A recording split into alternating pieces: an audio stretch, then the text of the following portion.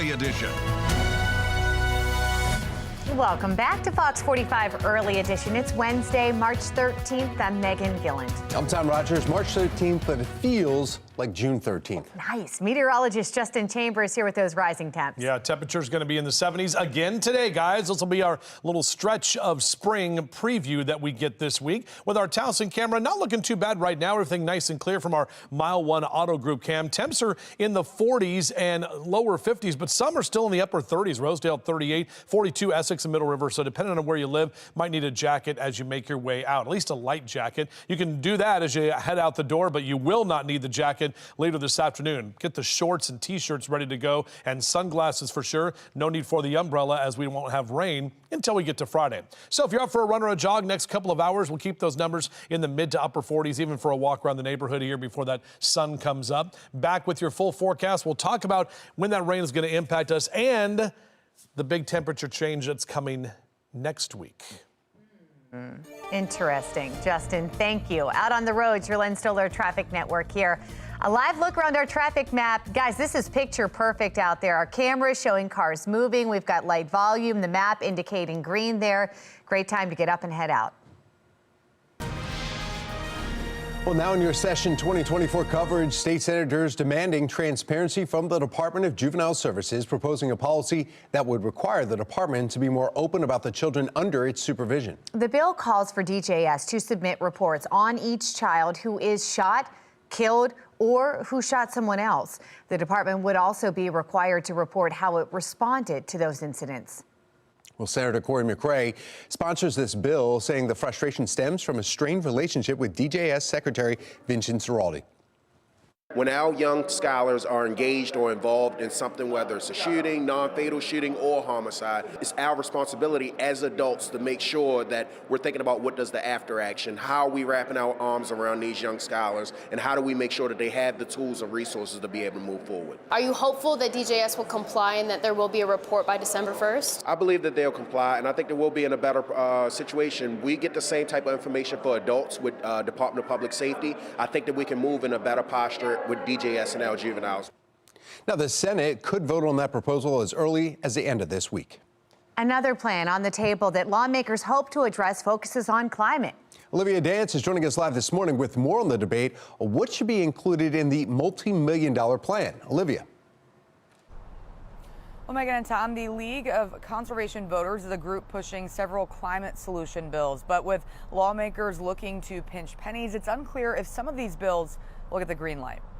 We can chew gum and walk at the same time and get more done with the limited taxpayer dollars we have to invest in our critical Chesapeake Bay goals. We have to invest more in climate solutions, and the state budget is tight.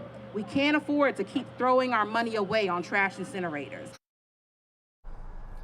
From the Brighter Tomorrow Act to the Reclaim Renewable Energy Act, calling to stop classifying burning trash as renewable energy, or even the Watershed Act, the concern is how to pay for these plans given the state's billion-dollar budget deficit in just a few years, especially as the State Department of Environment rolling out a plan for clean electricity for all Marylanders by 2035 is among other climate change proposals. The problem, though, the $1 billion price tag. But the reality is Maryland lawmakers already committed the state to moving on some of these climate goals, like reaching 100% clean energy by 2035. To serve as a down payment of sorts, Governor Westmore setting $90 million aside for the state's climate goals in the state budget. That budget proposal is likely to change, and so far it's unclear if that down payment will be realized this year. The big deadline in front of us is 2031, which is 9 years away, and the Maryland General Assembly set that goal. So if we're going to achieve that goal, we've got a lot of work to do. Now, most of these clean energy bills are stuck in committee, and next week is crossover day. So without action on these plans soon, then the bills could be dead. But for now, reporting live in Baltimore, I'm Olivia Dance, Fox 45, Early Edition. Thank you, Olivia. Developing this morning, Mayor Brandon Scott plans to nominate Khalil Zaid as the new director of the Department of Public Works. Zaid led the DPW in Champaign, Illinois, and before that served in Baltimore City government as Deputy Mayor of Operations and Director of Transportation. Now, DPW has been without a director for more than 8 months since the former director, Jason Mitchell, stepped down at the end of June. The department faced a number of issues under his tenure, including an E. coli water contamination and the state takeover of the Back River wastewater treatment plant. Not long after Mitchell announced that he would leave the department, Fox 45 News was able to obtain a recording of him talking about how the job took a toll on him. This agency, this city, not you, began to compromise who I was as a man and as a professional. I woke up today, I felt free. I don't feel oppressed any longer. I don't feel enslaved. The new director will start with the department on Monday. City Council will have to approve that appointment. You can find more on Mitchell's departure and the problems surrounding DPW right on our website. That's foxbaltimore.com. In a city in crisis now, recent violence in Baltimore City leaves residents on edge. Check this out here. This is a map of multiple violent crimes over the past 48 hours. In total, 6 people have been shot and 3 of those victims died. Police are now investigating a shooting that left a 33-year-old man dead while walking right near Patterson Park in Butchers Hill. Now, witnesses say the group fired several rounds and then sped away, leaving the victim to die at Chester and Baltimore streets. This is the 3rd homicide in the city's southeast district in the past 48 hours. Around 8 Monday night, police say a 42-year-old man was shot in his head on Pulaski Highway. Just before noon yesterday, officers found another man who was shot dead on North Glover Street. Residents reacting to the violence. I think it's absolutely mind-blowing that a potential murder could have been in this neighborhood. It does leave my anxiety to be very high at this point. Well, so far, no arrests have been made. Anyone with information on any of these shootings is asked to call police. Well, now the county's under pressure. Prince George's County Police say 2 people were killed, a 3rd injured in a shooting at a recording studio in Laurel. A source is telling Sinclair's sister station in Washington, D.C., the shooting stemmed from an argument between 2 rival groups. 3rd victim was taken to the hospital for treatment. A new warning from Howard County Police after they say a woman was attacked on a jogging trail in Centennial Park in Ellicott City. Police tweeting about the incident, saying that a man in a black cloth medical mask and a plain black baseball cap grabbed her from behind and hit her around 6:30 yesterday morning. Police say they are increasing patrols in the park and they're encouraging everyone to be on the lookout for anything suspicious. I mean, I would have focused on your candidate that you support and why you support him and left it at that. Baltimore mayoral candidate Sheila Dixon reacting to the fire union leader calling her a mutt. Topping our next half hour, the group now coming forward, voicing their concerns about the word. Quality of life crimes continue to rise in Baltimore City, why some argue it's due to the lack of officers. And we are warmer today. We've got less wind. When we can expect our next weather maker to arrive. It is 5:38 on Fox 45 Early Edition, all local, all morning.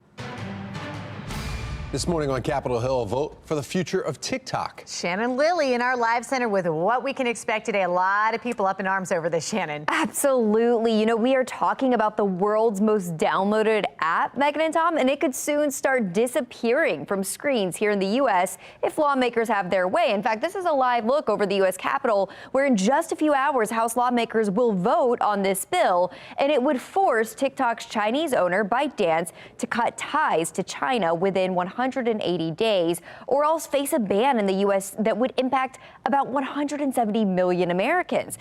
TikTok has called the bill an attack on users' free speech, but U.S. officials largely agree that the platform poses a major national security risk. However, senators from both parties say they'd like some changes to this legislation. I'm not sure that this is the answer, but if the House passes a bill, look forward to joining that debate and discussion. Well, I still have concerns about naming a specific company in legislation, but it feels like this House bill has momentum. We know that people enjoy the platform. We know small businesses use the platform, but having, the Chinese Communist Party have access to data, have the ability to push messages and push propaganda does put our security at risk. Now, today's vote in the House is expected around 10 a.m. If passed, the bill would then head to the Senate for a vote where its fate does remain uncertain. Keep in mind, though, President Biden has already said he does support the bill and will sign it into law if passed. That's the latest from the Live Center. Tom? Thank you, Shannon. New York Times celebrating its 1,000 Wordle puzzle with a big party. How you can cash in on this occasion? And see the cherry blossoms bloom in Charm City. The best time to see them reach their peak. It is 5:42. You're watching Fox 45 Early Edition, all local, all morning. Fox 45 News, winner of 16 2022 Regional Emmy Awards, more than all other Baltimore news stations combined.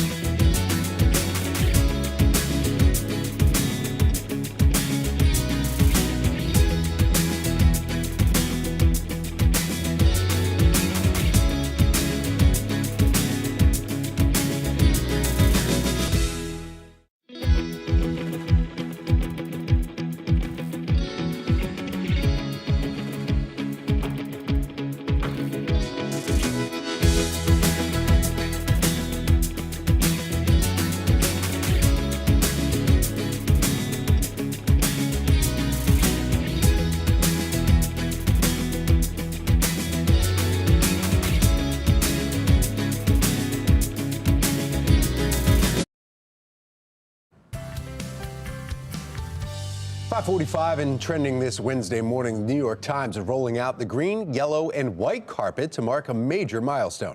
Friday is the 1,000th Wordle puzzle, and if you solve the popular word game, you could win a special prize. The first 1,000 people who use the answer to the 1,000th puzzle as a promo code will receive a 1-month free trial of Super Duolingo. Headspace, Uber, Wilson, Recess Pickleball, and Joe's Pizza are also offering promotions for those who solve the puzzle. Ice Cube's Big 3 tournament is coming to Baltimore this summer. The 3-on-3 basketball league will be at CFG Bank Arena on June 29th as part of its 10-week regular season. Basketball Hall of Famers like Allen Iverson and Lisa Leslie have played in the league before. We know tickets go on sale March 29th at big3.com/tickets. Well, it's starting to feel a whole lot like spring. Some may even argue summer. And cherry blossoms are starting to pop up all across Baltimore. This was a scene at Fort McHenry just yesterday afternoon. Druid Hill Park and the Baltimore Museum of Art are also solid options to see these blossoms. Peak bloom is right around the corner. Typically in this region, cherries bloom in the late March to early April time period. The earliest, as far as we've been tracking, has been March 15th, and the latest, I think, is April 18th, somewhere around there, mid-April. So anywhere between mid-March and mid-April. This year, we are predicting March 23rd as peak bloom.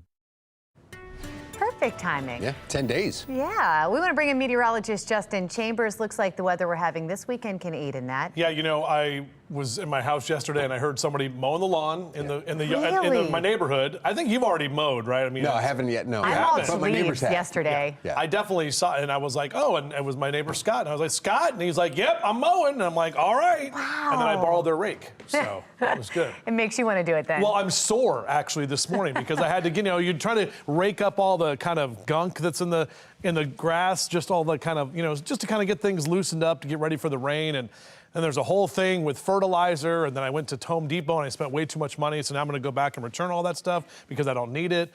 I don't know what I really have no idea what I'm doing. I have no idea, so I'm just going to try to wing it, and hopefully my grass will be okay, and the HOA won't yell at me. All right. Good morning to all of you. Yes, it is that time of year, and we have a nice preview of spring this week. In fact, today, tomorrow, and even Friday, we're going to see those temperatures hang out in the 70s.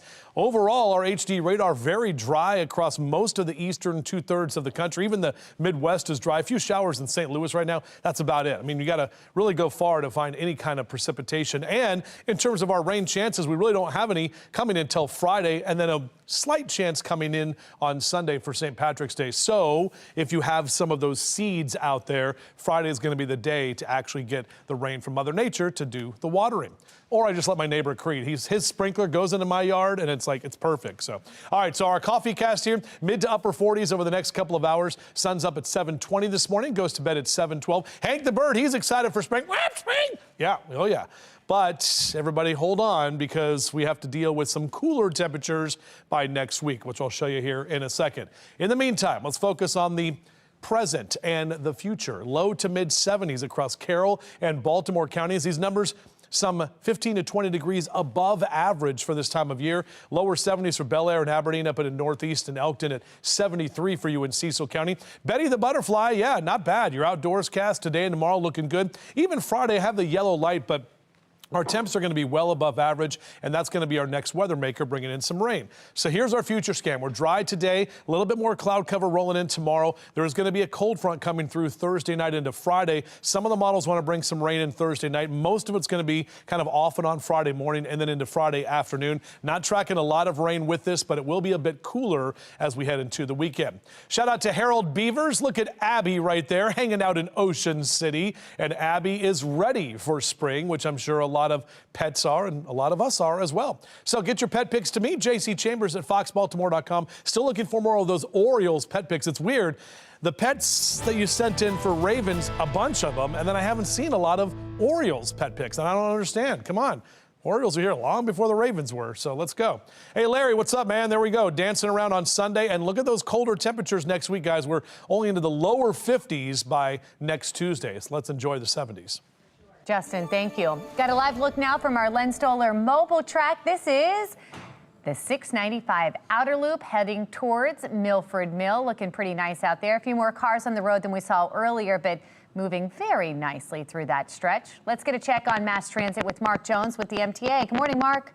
Well, good morning, Megan. Good morning, everyone. Out there on the MARC train system, you'll find Penn Train 511 and Camden Train 843 operating with delays, presently running about 5 minutes late. The other trains of MARC look good for the commute. Start out there on light rail, no delays, looking good, in fact, in both directions. And Metro Subway, expect about a 10-minute delay in your travels there between Owings Mills and Hopkins Station.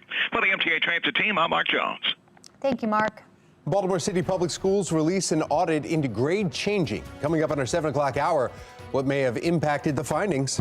And the new inflation report shows prices are not going down. Still ahead this morning, where inflation is rising the most. It's 5:51. You're watching Fox 45 Early Edition, all local, all morning.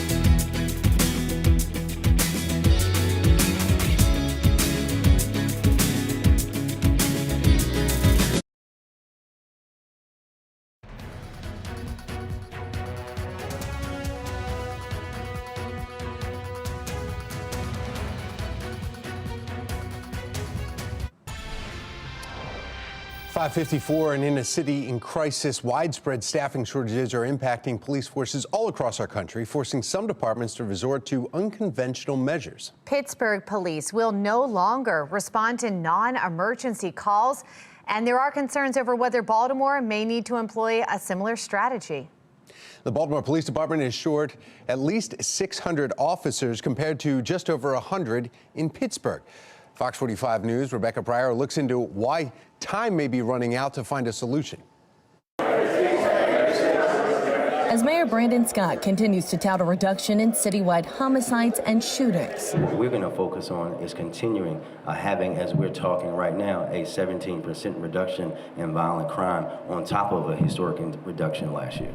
The 10 rows of red on BPD's latest data sheet revealing quality of life crimes continue to rise. Compared to this time last year, burglaries up 6%, robberies up 20%, Property crimes up 27% and auto thefts up 79%. Is that not a priority for you? No, it's very much a priority, and I think you and I talked about this recently. When you look at the numbers of arrests that the police department, our fine women and men in the police department have made for things like auto thefts, for things like carjacking, for things like larceny, we can see that the arrests are happening. But as you very well know, what's happening is the same people are being let out. Mayor Scott calling on lawmakers in Annapolis to seek solutions for the city, while local law enforcement leaders, because they're short, they have to make certain decisions on their deployment. Say the rise in crime stems from a lack of officers here in Baltimore. According to BPD, at last check, the department nearly 600 officers short. Unfortunately, right now, the police department, they just simply don't have the resources necessary to commit time and effort to property crimes, quality of life crimes. In an internal email uncovered by Fox 45, Police Union President Mike Mancuso saying officers are overworked and underpaid, pushing staffing levels to a breaking point. Mancuso going on to call current contract negotiations a slap in the face, urging union members to vote against newly proposed wages. Mancuso claiming it would be, quote, the first time FOP3 files for arbitration. That alone is a testament as to how truly terrible this offer is. And BPD isn't alone. Pittsburgh's police force spread so thin in a recent press release, the city announcing officers will no longer respond in person to calls that aren't considered in-progress emergencies.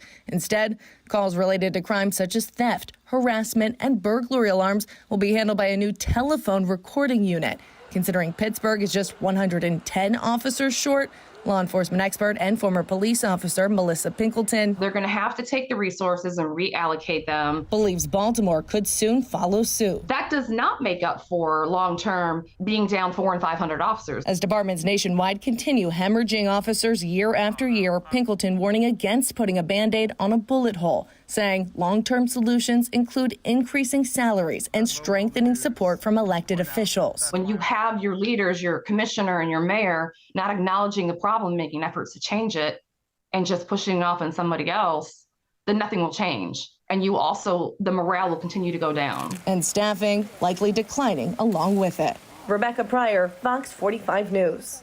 Thank you, Rebecca. Quality of life crimes like car thefts are still common all across Baltimore. BPD is reportedly nearly 1,600 car thefts so far this year, on the heels of more than 11,000 that we saw in 2023. Now, at a news conference last November, police announced nearly 700 arrests in relation to the car thefts at the time, and that equates to about a 7% clearance rate.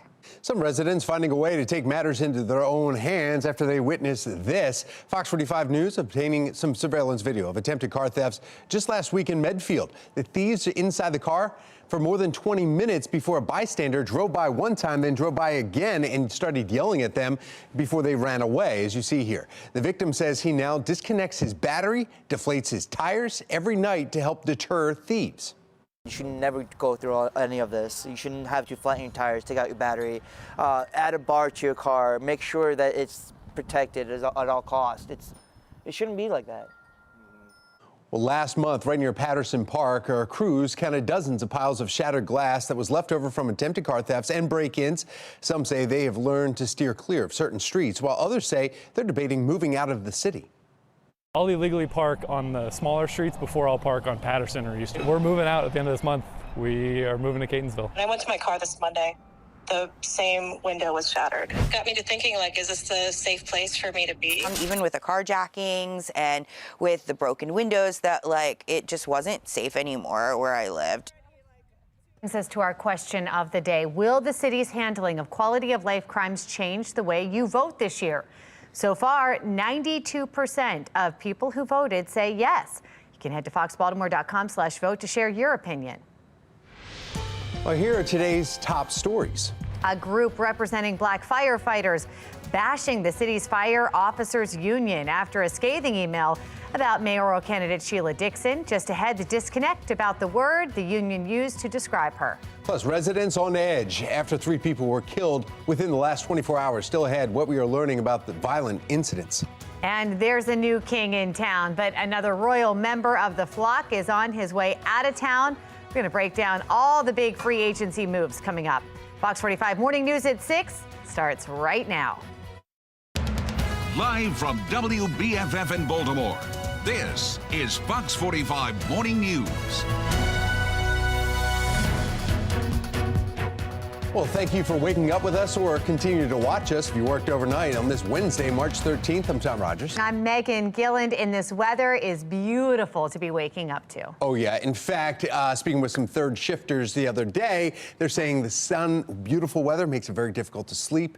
I kind of started whining about going to bed when the sun's up, and they were like, hold on a second. And I'm like, yeah, difficult to try and sleep today when it's so gorgeous out. I agree. Meteorologist Justin Chambers here with your forecast, although I can sleep outside in a hammock just fine. Absolutely. Temperature's going to be good for that today and a lot less wind, so you won't be swinging around in that hammock too much. Our Towson cam right now, nice calm conditions as we look at the courthouse. Overall, not too much happening here with our temperatures. Low to mid 40s, even some upper 40s and even some 50s at this hour. So a light jacket is about all you'll need as you're stepping out. Mild Wednesday morning, warmer afternoons ahead, not only today, but for the next couple of days. We are tracking some rain that's going to roll in by the weekend. Mr. Bo says we're good to go. Mid to upper 40s here over the next few hours. Overall, looking good on your morning drive. Back with your full forecast coming up in just a few minutes.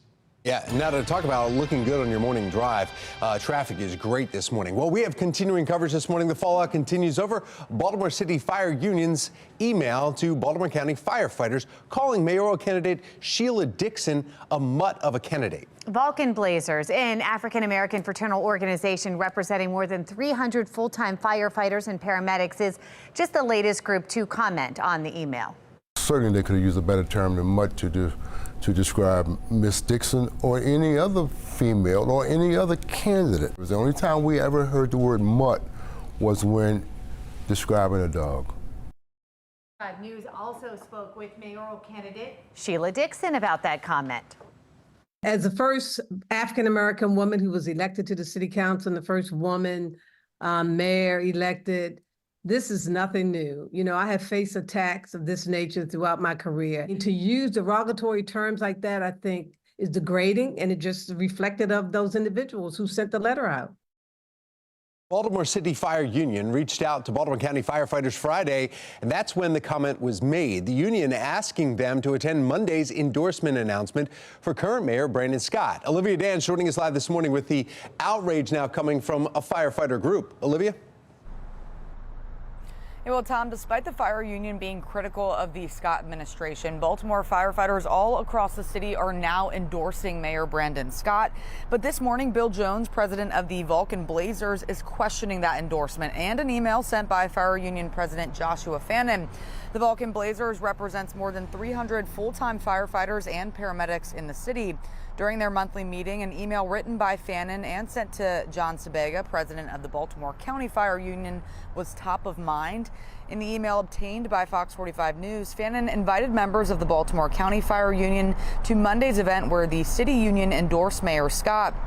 The email reads in part, quote, "The Baltimore locals are engaged in an epic struggle this election year, 2024, between a fire department friendly incumbent and a mutt of a past mayor," end quote. Fannin says that he meant no harm and only used a word commonly used in the fire service, saying a mutt is someone or thing that will abuse or mistreat a firefighter. But the word is triggering reaction from mayoral candidate Sheila Dixon. Again, to me, it's more derogatory, and, you know, I just believe in taking the high road. For Jones at the Vulcan Blazers, it's a troublesome word, and he's also questioning the fire union's endorsement of Scott. Take a listen. It was appalling. It was disturbing. And it looks like the communication that they sent out was to someone in Baltimore County to come in and give them a hand, because apparently the demographics they were looking for in support of Mr. Scott wasn't what they were getting. You can read that full statement sent by Fannin on our website, foxbaltimore.com. But for now, reporting live in Baltimore, I'm Olivia Dance, Fox 45 Morning News. Thank you, Olivia. The Vulcan Blazers are not the only ones upset with the wording used. Fox 45 News speaking with one county firefighter who wants to remain anonymous about her concerns over the email. as a woman, it kind of puts me in the terms of thinking of, first of all, a mutt tends to be an undesirable dog.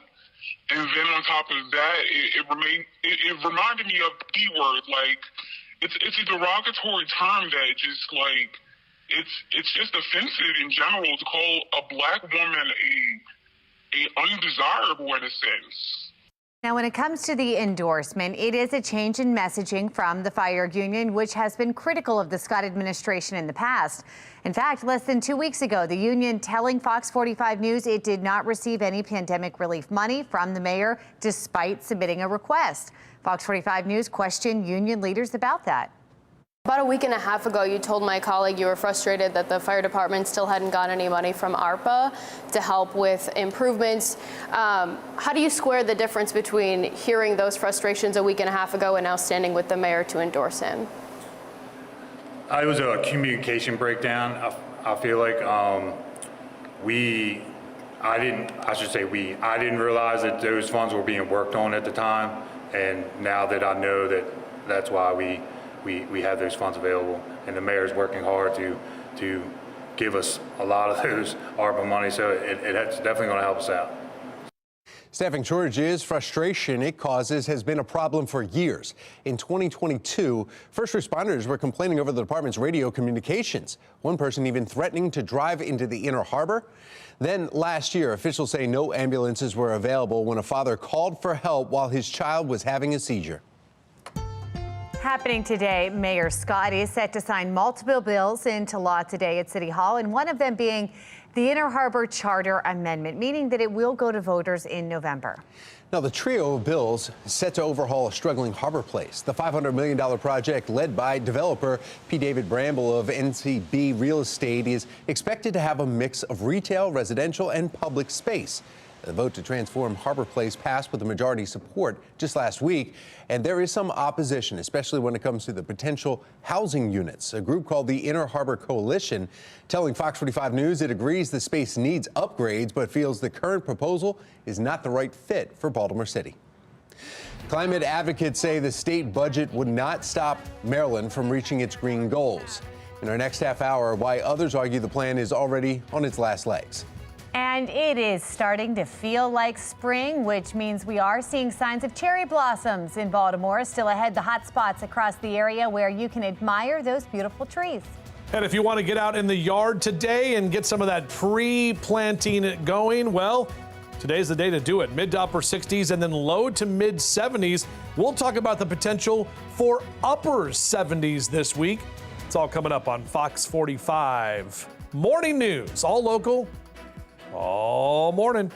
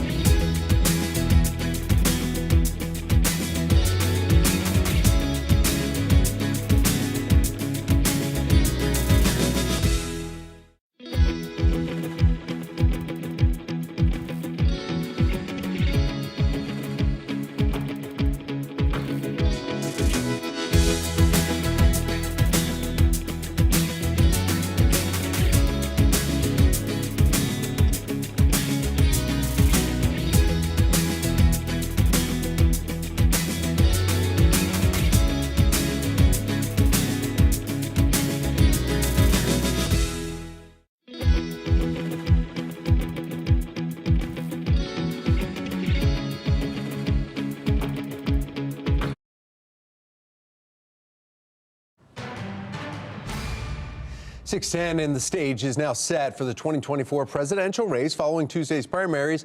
Both Donald Trump and Joe Biden clinching the nomination for their parties. They are set to face off in November. Let's get right over to Shannon Lilly in our live center with the overnight developments on this, Shannon. Yeah, and we are starting with a live look over the White House, guys, where it is official this morning. Voters in this year's election are looking at a Biden-Trump rematch. Both candidates secured enough delegates in last night's primary contest to become their party's presumptive nominees for president. President Biden clinching the nomination after winning Georgia's primary election, securing 2,107 delegates of the 1,968 needed for the nomination, with no major opposition. Now, on the other side of the aisle here, former President Trump needed 1,215 delegates to win the GOP nomination. He passed that number after winning Washington State's primary. Both nominations will be made official at their parties' respective conventions later on this year, and both men are now focused on what is expected to be a bitter and costly 8-month general election campaign. Biden is kicking things off with a visit to Wisconsin today, which he narrowly won, you'll remember, in 2020, and Trump heads to Ohio Saturday ahead of the state's March 19th primary. That's the latest from the Live Center, but of course we will continue to follow this. Tom? Thank you, Shannon. The Department of Public Works now under new leadership. Coming up, the new director's ties with Baltimore. Plus, lawmakers continue to battle the budget deficit. After the break, the proposed legislation that could add new fees to everyday services. It's 6:12. You're watching Fox 45 Morning News, all local, all morning.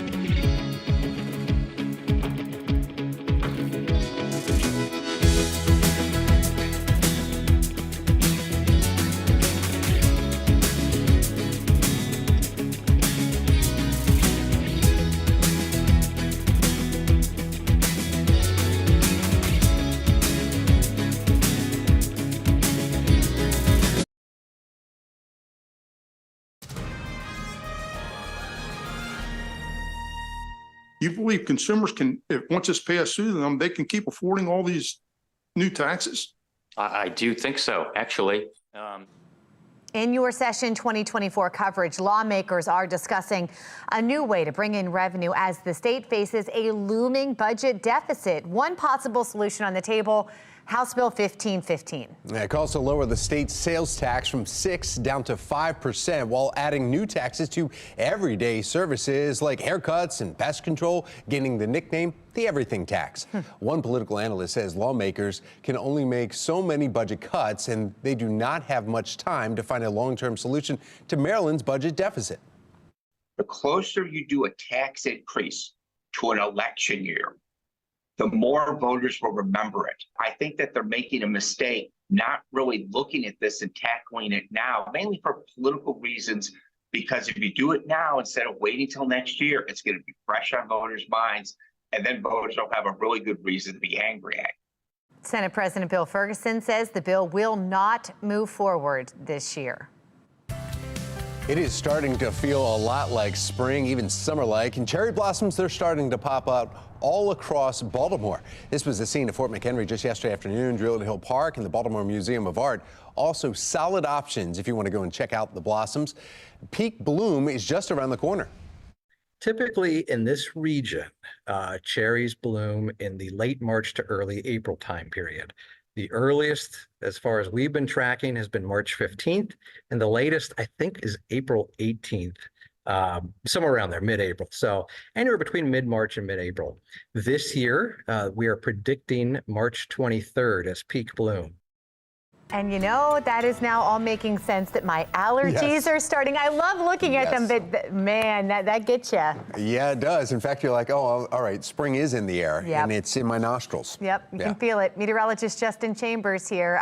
It's worth it. Started taking the allergy pills earlier this week because I was like, couldn't even talk. I was getting my scratchy throat. I'm like, here we go. And this is what we're talking about. We've got a nice spring preview this week, guys. We're going to have 4 days in a row in the 70s, and we're talking by tomorrow and Friday in the mid to upper 70s. Dare I say 80 degrees? I don't dare. No. Our weather headlines for you right now, looking outside over the Inner Harbor. 47 now. Look at that. We're going to jump to 75 today. We hit 73 yesterday officially at BWI. Now, the record, if you're interested, is in the 80s, so we're not near record highs today, but definitely warmer afternoons ahead. We are tracking some weekend rain that we have to get through, and we'll talk about that for the weekend in just a moment. Meanwhile, for the bus stop forecast, beep, beep, definitely the onion effect in play today. Make sure the kids have a jacket this morning, but peeling back those layers later this afternoon. Upper 60s by noontime and recess, and low to mid 70s when you get them at the bus stop. So a good day to do all the outdoor stuff. Baseball, lacrosse, I don't know, spring football, whatever you want to do, throw it out there and have a good time today. But yeah, notice that the allergies are going to start kicking up. Low to mid 70s for the Eastern Shore, Chestertown down through Denton and Easton, right about 71 in Annapolis, 75 in Baltimore City this afternoon. Great day to fly today, pilots. It was a little bumpy yesterday, but we're looking at another VFR day, visual flight rules, and not much wind. In fact, today and tomorrow both looking pretty good. Now, our temperature tracker, you look at those 70s and 60s. I'm just going to kind of stand in front of what's happening next Tuesday. All right. Well, you can see of the cooler numbers are definitely coming. So we're not completely just all the way in the spring, and because this is what happens. Springtime, we get the changing temperatures, 70s, 60s, and 50s, possibly even some upper 40s by next Tuesday. If you do want to get the cars cleaned up, today and tomorrow is the day. Just know on Friday we are tracking some rain as that next weather maker rolls in. So staying dry this afternoon, few clouds hanging around, a little bit more moisture starting to stream in tomorrow, but that's going to help to increase our temperatures as well, that moisture rolling through. And then we have that weak cold front that's going to come through starting late Thursday night into Friday morning. Rain's going to be kind of mainly for Friday afternoon. This model overdoes it just a little bit, but either way, that's going to be our next chance for rain. And really, it's going to be the only chance because it looks like Sunday is looking a little bit drier, trending a little bit drier. Just in time for St. Patrick's Day. Look at Presley the doggy right here. Valley Peace sent me this picture of the dog with the hat and the St. Pat's skirt. So very nice. Thank you very much. All right, so St. Pat's pet pics, Easter pet pics, Orioles pet pics, whatever you like. Well, just send them to me. JC Chambers at foxbaltimore.com. Look what we have on the forecast there, guys, after St. Patrick's Day. Spring, but it's not until late Tuesday night. So we're going to go with next Wednesday as the first full day of the new season. Meg? All right, Justin, thank you. Out on the roads, your Len Stoller Traffic Network here. A live look at our traffic map and some of the cameras around the Baltimore region. It's been a great start to the morning here. We are in the green, volume picking up just a little bit at that. Looking pretty nice out there. Here's a live look now from our Len Stoller mobile track. This is in the area of Columbia. This is Maryland 29 North and smooth sailing there as well. Let's get a check now with Mark Jones with the MTA. Good morning, Mark.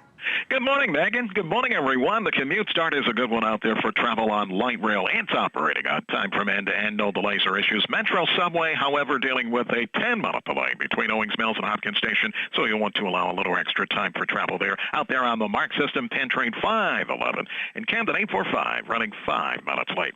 For the MTA Transit team, I'm Mark Jones. I'm Atrell Nashar with a look at a new inflation report that once again shows prices are not cooling as fast as economists and everyday Americans would like. Baltimore City Public Schools presents an independent audit into grade changing, but only on the last school year. In our 7 o'clock hour, Project Baltimore takes a closer look at why that does not show the whole picture. 621, you're watching the White House and Fox 45 Morning News, where we're all local all morning.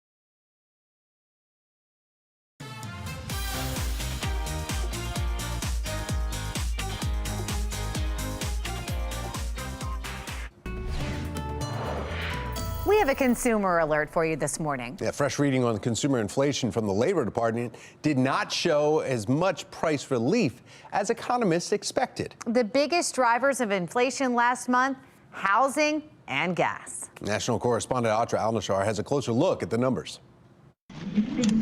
The fight to bring down inflation still has a long way to go. Your total is... A hotter than expected report shows consumer prices were 3.2% higher in February than they were a year ago, according to the Labor Department. Housing, once again, one of the top contributors of inflation.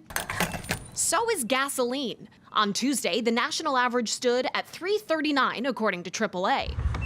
That's 20 cents higher than a month ago, but 8 cents lower than a year ago. So far, I'd really qualify all the reasons for gas prices rising as seasonal in nature. We are making the changeover from winter gasoline to summer gasoline. and demand is starting to increase. Gas Buddy's Patrick DeHaan says the good news is by the end of the year, the national average could fall below $3 per gallon for the first time in years. But with summer driving season around the corner, it'll get worse before it gets better. Had the U.S. not been a leading oil producer, our gasoline and oil prices would likely be much higher. Prices for another necessity, groceries, are making progress. Food at home inflation was flat for the month and up 1% from a year ago, helped by drops in meat, dairy, and fruit prices. In this election year, the White House watching these figures closely. Wages keep going up, inflation keeps coming down. The president emphasizing the progress that's been made since inflation hit a 40-year high of 9.1% back in summer of 2022. And polls show Americans are slowly feeling better about their finances, but they're not crediting the president, who continues to get low approval ratings on his handling of the economy. There's plenty of time for inflation to cool further before November. Based on current data, the Federal Reserve predicts inflation will get close to their 2% target by the end of the year. But there's no data to accurately predict whether voters will feel it in their pocketbooks by the time they reach the ballot box. In Washington, I'm Atra Nashar reporting. Thank you, Atra. Highs will climb into the 70s today with less wind across the region. Meteorologist Justin Chambers tracking how long these spring-like temperatures will last before we can expect our next cool down. A man of many talents hitting the road for his effervescent tour and is making a stop right here in Charm City. Still ahead when you have a chance to purchase some tickets to see Patton Oswalt. And now you can watch Fox 45 News for free anytime right on Amazon Fire TV or your Samsung TV Plus. 627, you're watching Fox 45 Morning News. We are all local all morning.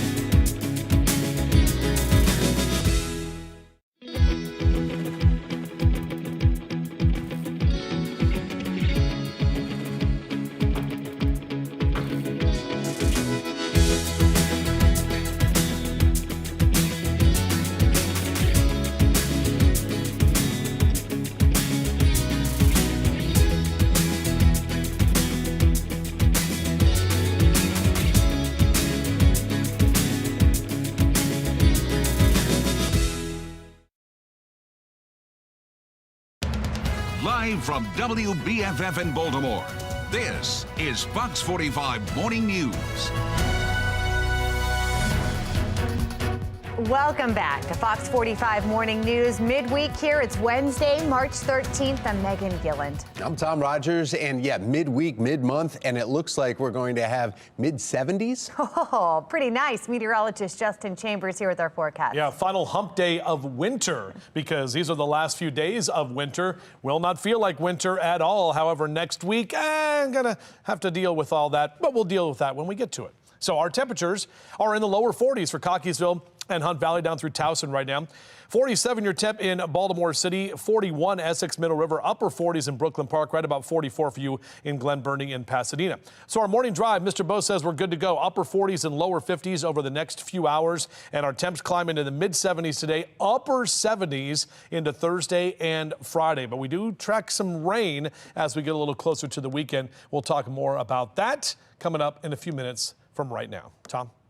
Thank you, Justin. Let's take a look at your Len Stoller traffic network here, and taking a look around the Baltimore region. As you can see, some of the cameras, everybody's moving fine. The only incidents you have are west of Frederick, and that is on 70, where there's some collisions, 2 vehicles involved. But everyone around the Baltimore and Washington, D.C. area, you're wide open roads.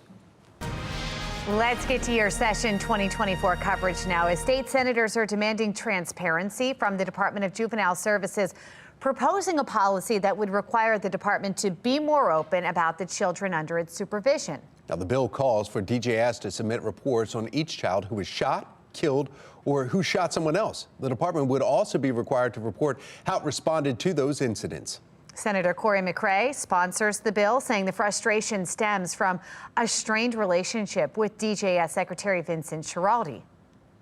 When our young scholars are engaged or involved in something, whether it's a shooting, non-fatal shooting, or homicide, it's our responsibility as adults to make sure that we're thinking about what does the after action, how are we wrapping our arms around these young scholars, and how do we make sure that they have the tools and resources to be able to move forward. Are you hopeful that DJS will comply and that there will be a report by December 1st? I believe that they'll comply, and I think that we'll be in a better situation. We get the same type of information for adults with Department of Public Safety. I think that we can move in a better posture with DJS and our juveniles.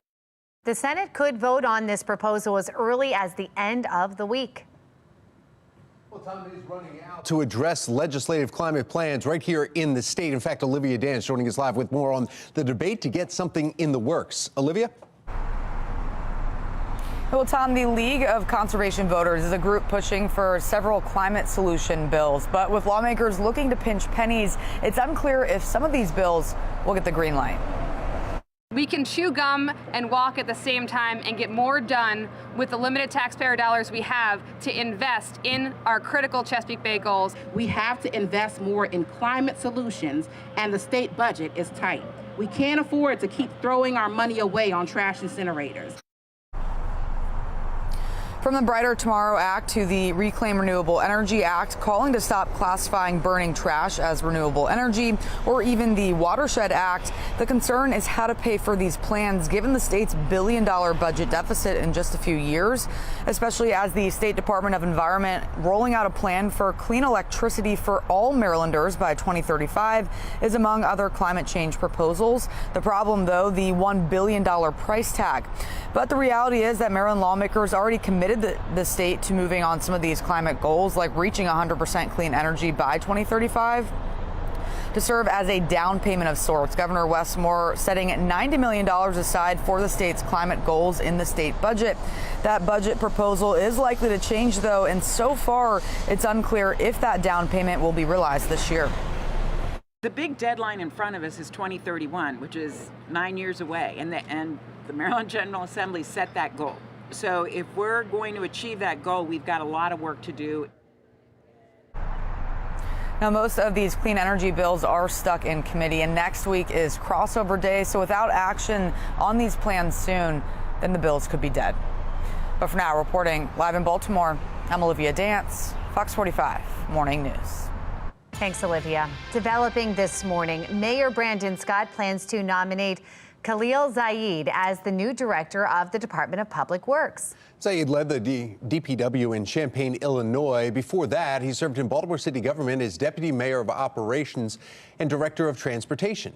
The new director will start with the department on Monday. City Council will have to approve the appointment. You can find more on Jason Mitchell's departure, the one who had left, and the problems surrounding DPW on our website. That's foxbaltimore.com.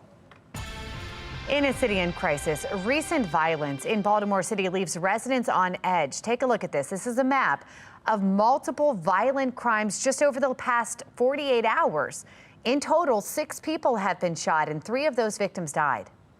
Police are now investigating a shooting that left a 33-year-old man dead while walking near Patterson Park in Butchers Hill. Witnesses say the group fired several rounds and sped away, leaving the victim to die at Chester and Baltimore streets. This is the 3rd homicide in the city's southeast district in the past 48 hours. At around 8 Monday night, police say a 42-year-old man was shot in his head on Pulaski Highway. And then just before noon yesterday, officers found another man shot dead on North Glover Street. I think it's absolutely mind-blowing that a potential murder could have been in this neighborhood. It does leave my anxiety to be very high at this point. Well, so far, no arrests have been made. Anyone with information on any of these shootings urged to contact police. The world's most downloaded app could soon start disappearing from screens. Straight ahead from our live center, we will talk about the vote happening on Capitol Hill today over the future of TikTok. And a critical conversation set to take place on how to tackle Baltimore's vacant home crisis, how council members are looking for ways to hold homeowners accountable with the bills they have on the table. Oh, we are looking at above average temperatures for St. Patrick's Day and our final weekend of winter. Meteorologist Justin Chambers timing that all out, coming up in his full Weather Authority forecast. It is 6:36 and you're watching Fox 45 Morning News, all local, all morning.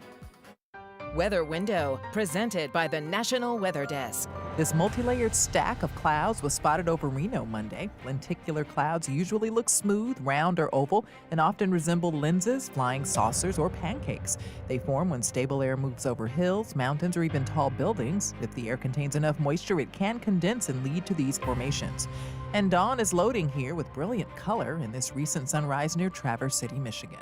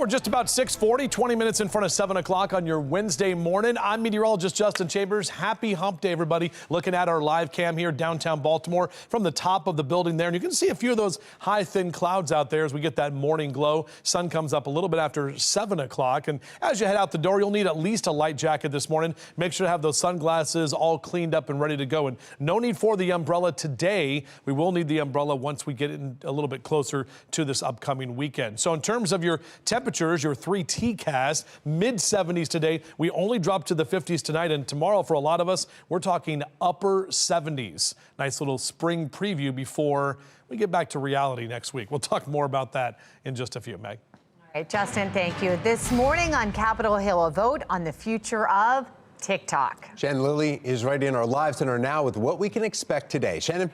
Well, I mean, we are talking about the world's most downloaded app, Tom and Megan, and it could soon start disappearing from screens here in the U.S. if lawmakers have their way. In fact, this is a live look here over the U.S. Capitol, where in just a few hours, House lawmakers will vote on this bill. And it would force TikTok's Chinese owner, ByteDance, to cut ties to China within 180 days or else face a ban in the U.S. that would impact about 170 million Americans. TikTok has called the bill an attack on users' free speech, but U.S. officials largely agree that the platform poses a major national security risk.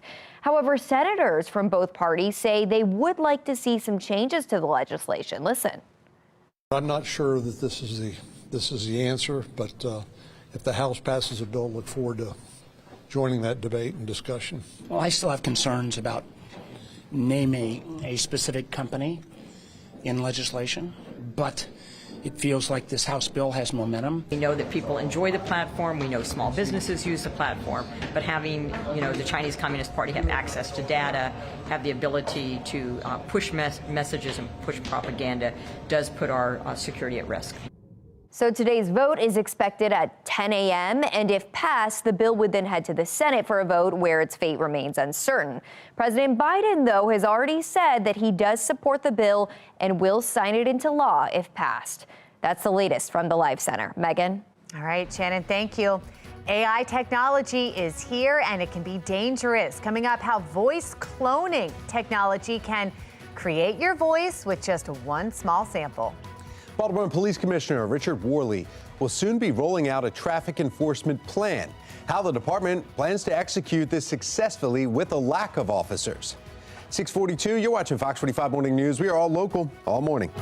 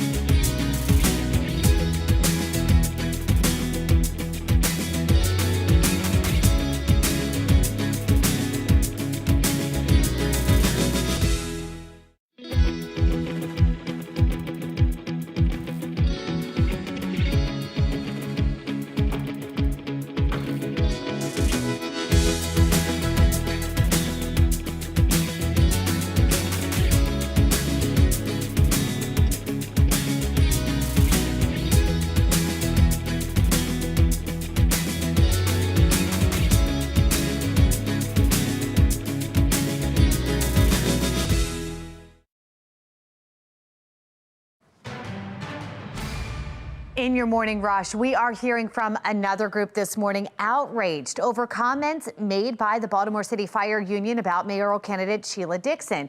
We have Olivia Dance joining us live now with more on the fallout that we're learning this morning. Olivia. Well, Megan, despite the fire union being critical of the Scott administration, Baltimore firefighters all across the city are now endorsing Mayor Brandon Scott. But this morning, Bill Jones, president of the Vulcan Blazers, is questioning that endorsement and an email sent by fire union president Joshua Fannin. The Vulcan Blazers represents more than 300 full-time firefighters and paramedics in the city. During their monthly meeting, an email written by Fannin and sent to John Sabega, president of the Baltimore County Fire Union, was top of mind. In the email obtained by FOX45 News, Fannin invited members of the Baltimore County Fire Union to Monday's event where the city union endorsed Mayor Scott. And that email reads in part, the Baltimore locals are engaged in an epic struggle this election year 2024 between a fire department friendly incumbent and a mutt of a past mayor, end quote. Fannin says that he meant no harm and only used the word commonly used in the fire service, saying that a mutt is someone or thing that will abuse or mistreat a firefighter. So coming up in just about 15 minutes, we'll hear from Sheila Dixon and Jones, who are just outraged by that comment. Back to you. All right, Olivia, thank you. 6:46, it's time to get a check of our forecast. Yeah, we have meteorologist Justin Chambers. He's got to look at the full Weather Authority forecast. And Justin, we're talking about sunblock, maybe even some beach wear this week. Yeah, why not? By the way, how's that order coming with the Girl Scout cookies for your nieces? Oh, they're on it. You got to give me exactly how many boxes, though. I told him 20, right? Yeah. Good morning to all of you. Yeah, I mean, that's what we're talking about today, guys. We had temps in the lower 70s yesterday. We're going to add about 3 or 4 degrees for our highs today. Looking out at the Charm City tank shot there from our live camera. And looking at our HD radar, we are quiet here up and down the East Coast. Very quiet conditions. Not a lot happening. Nationwide, pretty quiet. There's a big snowstorm brewing in the Rockies. It's going to hit Denver tonight and tomorrow. So if you're planning to go to that part of the country, just be aware of that. But in terms of our rain, well, we really don't have a chance for it until we get to Friday, and then a slight chance coming in on Sunday for St. Patrick's Day. But even then, not looking like much. So continuing the dry conditions and the coffee cast. That's looking pretty good as you enjoy that cup of brew. Maybe you're on your second or third cup already. Upper 40s and lower 50s for the next couple of hours. Sun's up at 7:20 this morning and to bed tonight at 7:12. Closer to 12 hours of day and night. Hanging out at the Avenue at White Marsh. I was there, I think it was last week, and I saw this sad ice rink that was just more like a big puddle. So they got to clean that out and get the grass there so we can enjoy and be outside. 57 by 10 a.m. We're in the low to mid 70s by the time we hit that 2 and 3 o'clock hour. And this afternoon, yeah, definitely a good day to possibly eat outside, maybe get the grill going on the deck, clean it up. We're taking a look at temperatures in the lower 70s. Lower 70s for our highs across Carroll County and Westminster and Eldersburg, over to Reisterstown, down to Catonsville, Towson, Lutherville, Timonium. You're going to see those low to mid 70s as well. Howard and Anne Arundel counties, yeah, you're enjoying some of this nice weather as well. For Ellicott City and Elkridge, down through Glen Burnie and Pasadena, about 74 for you in Severna Park. So the grill cast is on. I like to call it the dripping meat cast because you can see all of that meat looking good. Yeah, you can throw veggies on there if you want, I guess. Here's a look at our future scan. Staying dry today. A little bit more of those high clouds will be hanging around today and tomorrow. Increase in moisture. That's ahead of our next weather maker. Some of the models want to bring some rain in late Thursday night. Really believe it's going to be more Friday afternoon into the evening time. It will be cooler this weekend, but still in the above average category. Shout out to Ben and Chloe. Sent me this picture of, look at Sam the cat. And it's kind of an orange cat, I guess. So Orioles orange, if you will. Ben, Chloe, appreciate you sending that picture in. Sam is looking great and ready for the day ahead. And here's a look at that 7-day forecast as we take you into the rest of the week. We're talking mid to upper 70s. As I mentioned, Saturday and Sunday a little cooler, but still mid to upper 60s. You're going to notice those colder temperatures next week by the time we get to next Tuesday, right as spring arrives. Highs only in the upper 40s and lower 50s. Meg? All right, Justin, thank you. We've got your Len Stoller Traffic Network now. We've got a live look at Ruxton and Charles Street. As you look right there, we've got volume. Much more dense out there than it was just a little while ago, but we're moving. That's the good news here this morning, and that seems to be the situation across our region here this morning. Here's a live look now from our Len Stoller mobile track. This is 695, the inner loop, heading towards Rosedale. Same situation there. We've got some traffic out there, but moving pretty nicely. But in your Sports Unlimited news, the Ravens lose Patrick Queen.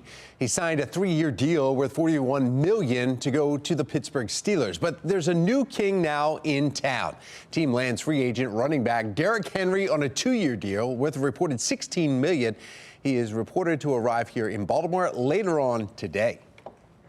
Well, the multi-year deal gives the team and MVP Lamar Jackson another weapon in an already explosive offense. The running back position, that is something the Ravens had to fill, and they filled it with someone who put together a Hall of Fame resume through his 8 seasons with the Tennessee Titans. Derrick Henry posting on X that he is ready for Flock Nation, and we are seeing a lot of Ravens fans responding to that. A lot of folks talking about, Seba says, Lamar has never had a running back like this. Yes, Derrick Henry is not at his peak at the moment, but he definitely still has a lot left in the tank to be a big-time runner in this league. A lot of folks agree with that. A reminder that Derrick Henry is different. This is just, one of the plays here that you see him just go for it all here. I mean, he's explosive. He is strong. He pushes through.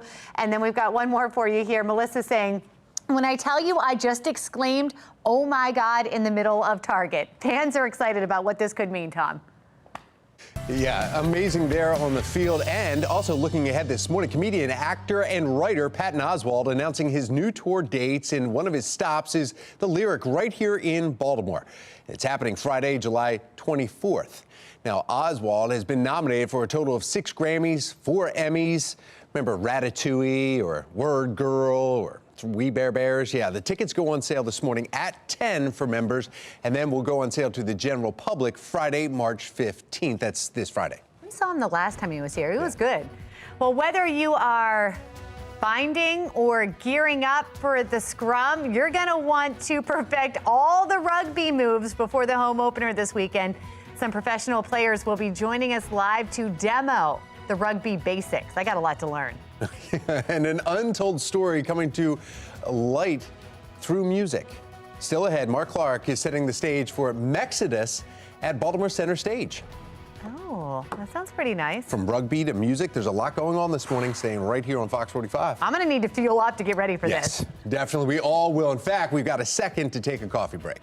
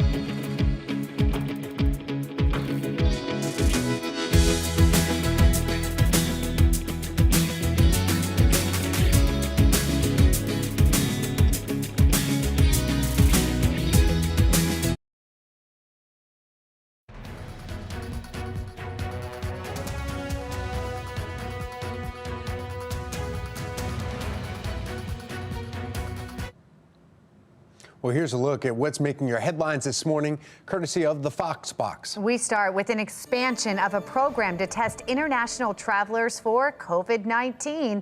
The program, launched in 2021, asks that passengers arriving in the U.S. from overseas undergo nasal swabs and answer questions about their travel. It's currently operating in 6 airports, with 2 others, Chicago's O'Hare and Miami International Airport, set to be added to the list. CDC officials say the expansion should provide more information about infections coming out of South America, Africa, and Asia. The IRS announcing future plans for its free tax filing system. The agency says 20,000 users have filed with its direct file program so far, and it hopes to reach 100,000 users by the end of this tax season. IRS rolled out direct file in January for select users. It's currently only available for households filing simple tax returns. Some lawmakers and postal workers are seeking new measures to stop rising cases of letter carrier robberies. The Postal Inspection Service reports the number of postal carriers robbed increased again last year, and the number of those injured nearly doubled. Congress is now discussing legislation that provides new mailbox keys and makes adjustments to prosecution and sentencing guidelines. We are taking a live look at our nation's capital ahead of an expected vote on legislation to ban social media app TikTok in the U.S. It comes amid accusations from some lawmakers that China could use the app to collect user data for its own use. Joy Wang with our Sinclair sister station in Washington, D.C. is on the Hill this morning with a look ahead at today's proceedings. I don't know about you, but for the last few days, all over my various social media feeds, I'm not even talking about TikTok, Facebook, Instagram, I'm seeing people constantly posting about why they don't think TikTok should be banned. But here is the problem.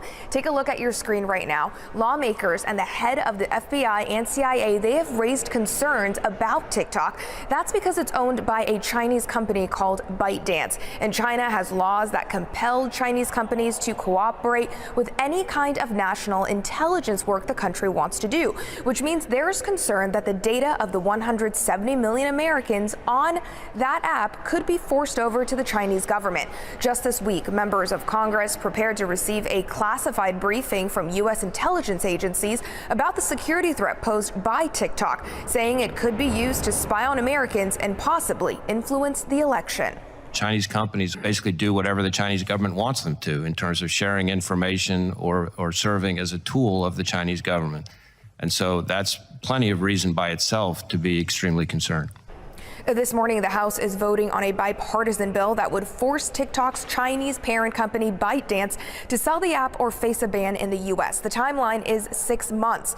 Meanwhile, the company says a ban would trample the First Amendment rights of 170 million Americans. The bill is expected to pass the House with bipartisan support. It's unclear what will happen in the Senate. On Capitol Hill, Joy Wang, Fox 45 Morning News. Thank you, Joy. In a city in crisis now, a critical conversation is taking place on how best to tackle Baltimore's vacant home crisis. With 13,550 vacant homes in the city, the council is looking for ways to hold the owners of vacants accountable, and they have multiple bills on the table to do it. One of those bills proposes charging the owner of a vacant home for fire services if the home catches fire. According to the bill, it could cost the vacant owner hundreds, if not thousands of dollars. But council members say the likelihood of someone actually paying the fee, it is low, and others agreed. Meantime, the Baltimore City Fire Department says given the number of fires they respond to, it would be very difficult to calculate the costs associated with an individual incident to determine a fee. The administrative burden of going through 600 plus fires a day and to determine whether or not they occurred at a vacant structure would create a burden on us administratively. A separate proposal would allow city-owned vacant homes to be sold for just $1. It was supposed to be voted on last week at a Board of Estimates meeting, but that vote was postponed. It's unclear if it will be back on the agenda at next Wednesday's Board of Estimates meeting. Now, here's what's coming up on Fox 45 Morning News. Fallout for Baltimore's fire union after endorsing one mayoral candidate and offending another. A mutt is someone or thing that will abuse and mistreat a firefighter. and that would be the only consideration that I would have in using it. This morning, from a group representing Baltimore City's African-American firefighters and the candidate that language was directed towards. This review, which was an outside review from actual experts, showed that, and I think that's what the public needs to take confidence in. A new audit finds no evidence of widespread grade changing in Baltimore City Public Schools, but the period of time not included in this audit. A warm Wednesday in winter? What? We're going to talk about it coming up. Roll it. Live from WBFF in Baltimore, this is Fox 45 Morning News. A little after 7 on this Wednesday morning, March 13th. Thanks for waking up with us. I'm Tom Rogers. I'm Megan Gillen. Patrice Sanders is off this morning, and I think the next question of that W line is, what's the weekend looking like? Yeah, that's right. We have a big holiday coming up for us Irish people out there, so we need to find out exactly how warm it will be. We have our meteorologist, Justin James. Maybe I'll go to Wegmans. I don't know. Wegmans. I love Wegmans. All right. Good morning to all of you. They got a lot of stuff there for St. Patrick's Day ready to go, and we are all going to be celebrating with our fellow Irish men and women. Here's our Towson cam right now, our Mile 1 Auto Group. Still a little bit on the cool side, and you can see on our HD radar, man, we are dry up and down the East Coast. Few clouds kind of streaming in, but overall, we're not tracking any rain at this time. Numbers in the low to mid 40s for some upper 40s for others. 37, one of the cooler spots there in Rosedale, but 40 Essex Middle River and 47 in Brooklyn Park. So you're still going to need a jacket here for the next couple of hours, but look at how this day is shaping up, friends. We're talking about low to mid 70s as we head into the afternoon. So yes, the west wind will make it warm. Back with your full forecast. We'll do all of that coming up and try to throw some more W's in there in just a few.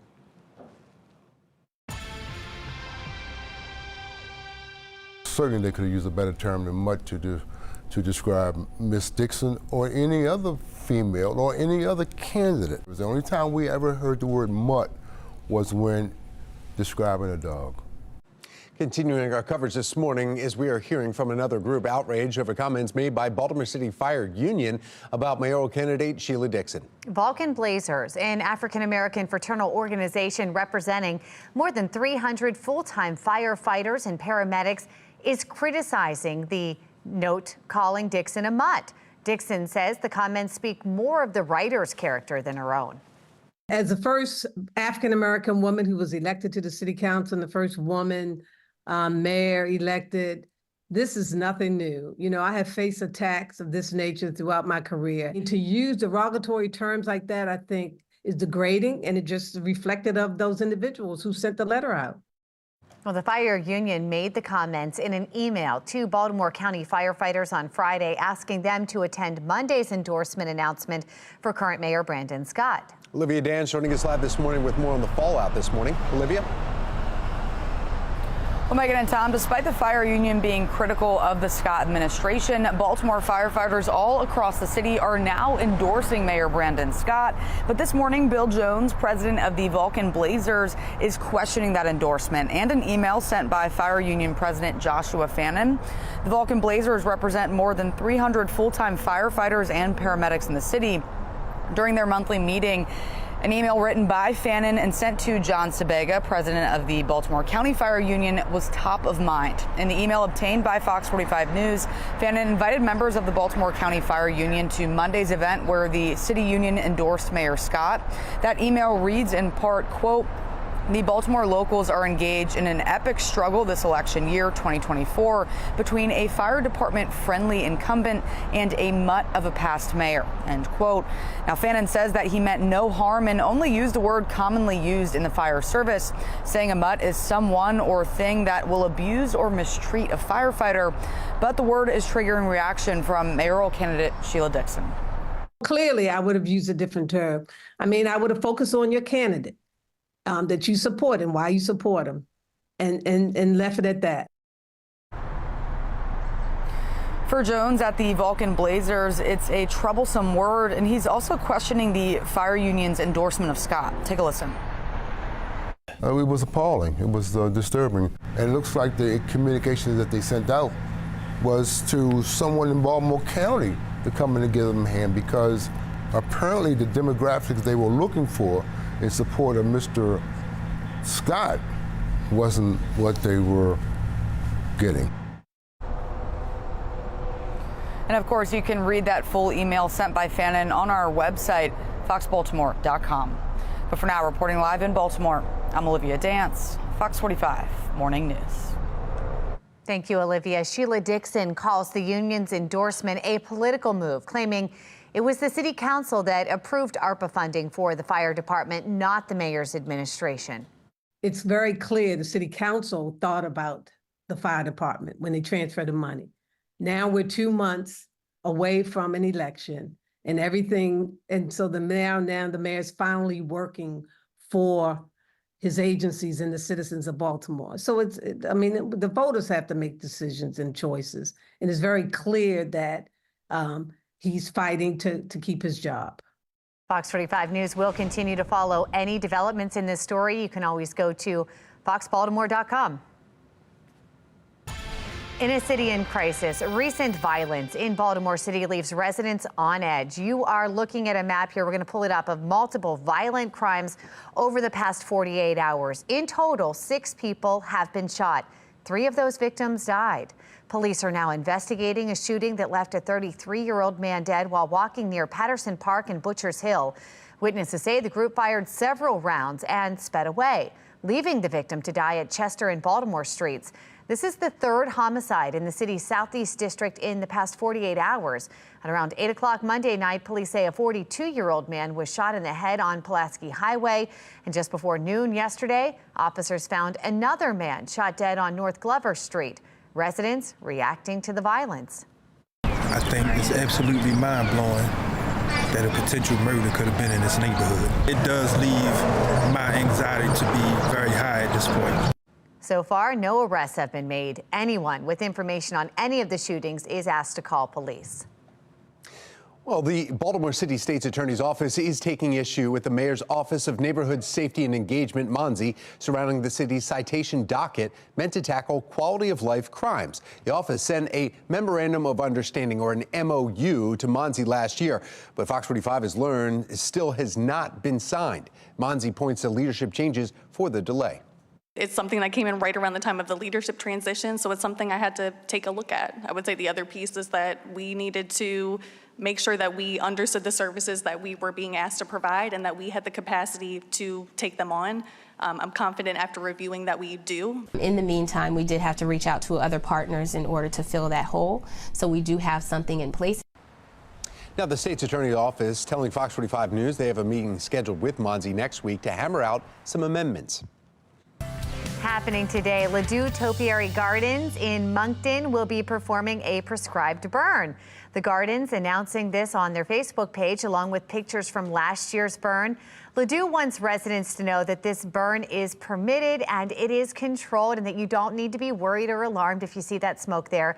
The Gardens are closed to the public right now, but they're going to reopen April 1st with the hope that the meadows will be green again by that date.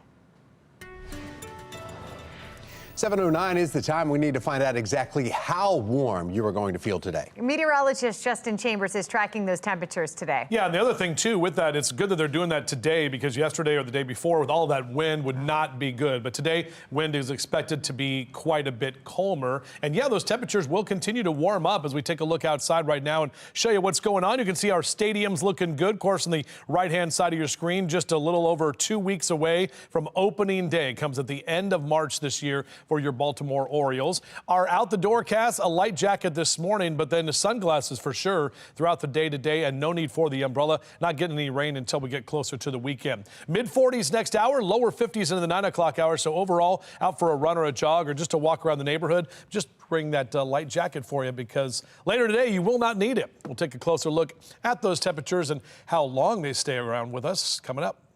Thank you, Justin. The stage is now set for the 2024 presidential race following Tuesday's primaries. Both Donald Trump and Joe Biden, they are clinching those nominations for their parties. Now, they are set to face off in November, and we want to get right over to Shannon Lilly in her live center with overnight developments. Shannon. Well, we are starting, guys, with a live look at the White House, where it is official this morning. Voters in this year's election are looking at a Biden-Trump rematch. Now, both candidates secured enough delegates in last night's primary contest to become their party's presumptive nominees for president. President Biden clinching the nomination after winning Georgia's primary election, securing 2,107 delegates of the 1,968 needed for the nomination, with no major opposition. On the other side of the aisle, though, former President Trump needed 1,215 delegates to win the GOP nomination. He passed that number after winning Washington State's primary. Both nominations will be made official at their party's respective conventions later this year, and both men are now focused on what is expected to be a bitter and costly 8-month general election campaign. Biden is kicking things off with a visit to Wisconsin today, which you'll remember he narrowly won in 2020. Trump heads to Ohio Saturday ahead of the state's March 19th primary. Of course, we'll continue to follow all of the latest developments, but for now, that is the latest from the Live Center. Megan? All right, Shannon, thank you. Here's a look at the stories making headlines at this hour. Climate, a point of focus at the state capitol. The ongoing debate on what should be included in a multi-million-dollar climate plan. Phony emails are not the only tech threat that you need to keep watch out for. How scammers are using who you know to take advantage, and they're doing it just by a simple phone call. 7:12 is the time. You're watching Fox 45 Morning News. We're all local all morning.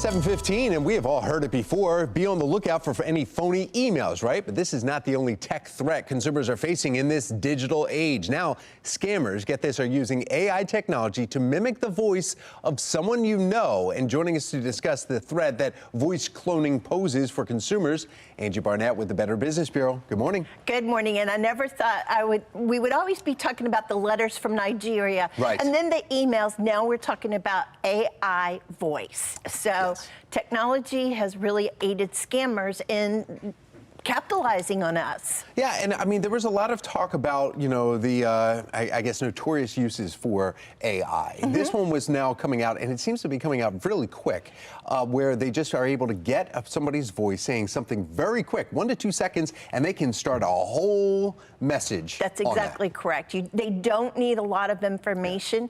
With the right technology, anybody can do this. So how they're using it both in the workplace as well as at home.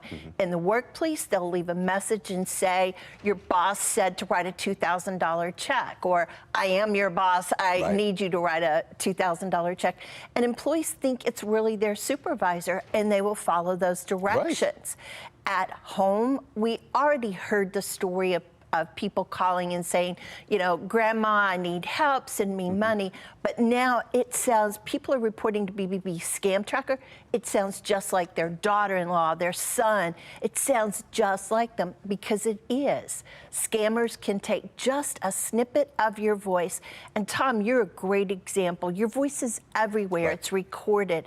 It would be so easy for them to do that and put together a complete sentence. You restate several times what you need, what you want, write this number down, you give directions, and somebody is alarmed enough, they follow them.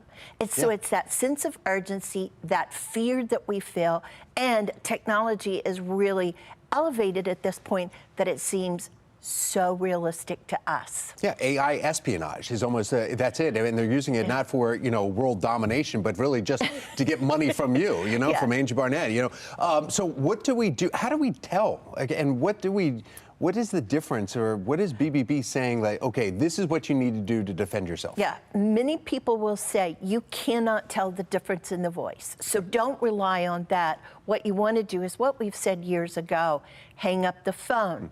Call, put on, you know, while you're on this phone, grab another, somebody in the room with you, and call and make sure that that person is safe. They're not in jail. They're not in the hospital. But don't take it. It's a rush. It's that adrenaline rush. So take that emotion. Pause. Take the pause. Step back and calm down. That's number one. Number two, always, and it seems funny to relate this, but always put two-factor authentication on all your accounts, because by the time you go through those action steps, you may go, wait a minute, is this really real? And I do mean that. I think that really helps us a lot. But other than that, you can trust in the world, but please verify. You just need to verify the accuracy. So don't take those phone calls for literally what they are. Find a quick way. I always love the word about having passwords or safe words. And so if somebody's really in distress, they use a certain word, and you know, it's legit. Yeah, and then you could do it, and bosses, make sure you take that advice to your employees so that they don't write that check when it's not you telling them. Now we need to find out. Angie Barnett, always great to have you. Thank you so much. We need to head over to meteorologist Justin Chambers, if it really is Justin Chambers. There's one way to tell. Hank? Okay, so two ways, because I'm the only one with Hank the Bird. Nobody else knows that. Angie, you're 100% real, and that's why we love you. So. Beep, that's your cue beep, beep, there you go. See, that's good. See, we listen. I like that, Got that mole right there. Everybody sees that mole, That's the Chambers mole. It's been there for a while. Here's a look at our live camera here in Towson, as we are looking at the sun coming up as we speak. A few of those high, thin clouds out there, and we are going to see some of those clouds hang around today. That's the increase in moisture that we're going to see throughout the next couple of days, setting us up for the rain that's on the way for the weekend. Now, our temperatures have dropped to the lower 40s. You can see those numbers on the right side of your screen. Most of us are in the 40s this morning. So, yeah, a light jacket, beep, beep. There you go. You got it. As the kids get out to school this morning, that's all they'll need, because later this afternoon, man, you are peeling back those layers like an onion. Maybe one of those big blooming onions from that one place, and it has that pink ranch in the middle. Oh, man, it's so good. So 68 by noontime, into the low to mid. I have a problem with ranch. A big problem with ranch, so it's on my do not eat list right now. All right, golfers hitting the links today on our forecast. Woo, what a day. 50 by 9 a.m., mid to upper 60s through noon, into the low and mid 70s. All in all, not too bad, and not dealing with really any wind today either. Low to mid 70s across central Maryland. My friends on the eastern shore, Chestertown out through Rock Hall, down through Stevensville in the lower 70s, and even some mid 70s for Baltimore down through D.C. Most of the country in the eastern 2/3 of the country warm. Look at 80s in Oklahoma City and Dallas, 70s in Nashville, almost 80 in St. Louis today, even upper 60s in Detroit. Now Denver at 52 today. They're getting set for a large winter storm, which is coming in tonight and into tomorrow. So that part of the country will still be dealing with winter. But as for us here, great day to fly, pilots. We're looking at another VFR day, visual flight rules. Get out there and have some fun. Temperatures in the 70s through Friday, 60s into Saturday and Sunday. And then we go, right down and back into the lower 50s. So it reminds me of Hershey Park, right? Because you're thinking about roller coasters, but that's exactly what's taking place. Now, it's going to be temporary, but we still have to deal with some cooler air by the first day of spring, which is next week. So here's that 7-day forecast. Enjoy this while you can. Again, the showers coming in on Friday afternoon. Saturday's dry, and actually Sunday's looking pretty dry too. So Leap and Larry's pretty happy about that. And then as we head toward next week, as I mentioned, a little bit on the cooler side. Meg? Well, brace yourself, Justin. My 7-year-old puts ranch on her hot dog. What? Yeah, ranch on the hot dog. In your Len Stoller Traffic Network, I know. Oh, no. Yeah, not great. Traffic, though, not bad. We've got a look at our map. We are seeing a slowdown, though. This is what we're showing you. This is right near 695 and Putty Hill. You can see we've got a lot of volume and cars moving a little slower than normal through that stretch. Well, hold on to your jerseys. One of the most physical sports has its home opener in Maryland this weekend. We'll be live enjoying the nice weather outside, scrumming with some of the Olympian players and all the moves that you can see at the match. And we're at center stage this morning getting ready for Mexodus. It's a brand new play taking the country by storm. It's just getting ready to start right here at center stage. We'll talk about it coming up next. Fox 45 Morning News, all local, all morning.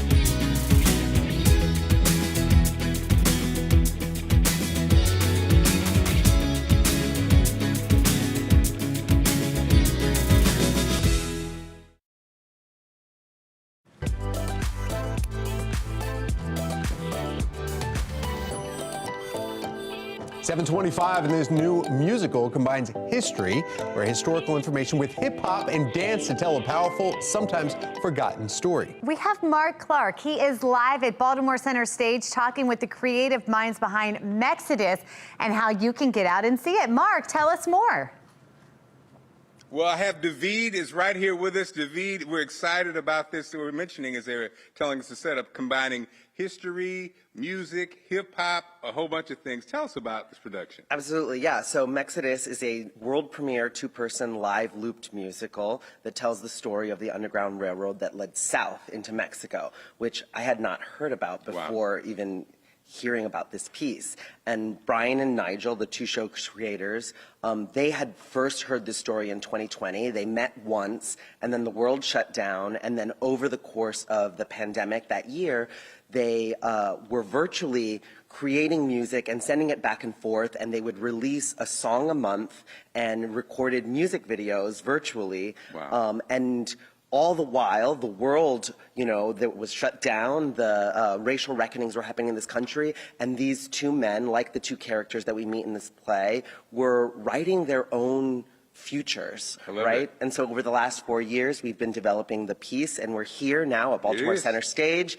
in co-production with Mosaic Theater in DC, and we're bringing the world premiere of this musical. And so here we are right here, again, mixing technology with history, information we may not know, almost like, like Hamilton did, kind of like bringing us some information we may not be aware of in a cool way. And it's going to happen right here. So we're here this morning. We'll be talking about it all morning long, getting ready for Mexodus. All right, let's see some hip-hop with Mark, too. He looks good on stage. Yes. It looks like he's ready to deliver. Well, thank you. Thank you. If you'd like some more information about Mexodus, you can go to foxbaltimore.com/newslinks. Are you ready for temperatures in the 70s? Coming up, meteorologist Justin Chambers telling us how many days that we stay in the 70s and what we can expect for the weekend. And an audit shows no widespread signs of grade changing, why the period of time covered, though, in the audit is coming into question. 7:27, you're watching Fox 45 Morning News. We are all local, all morning.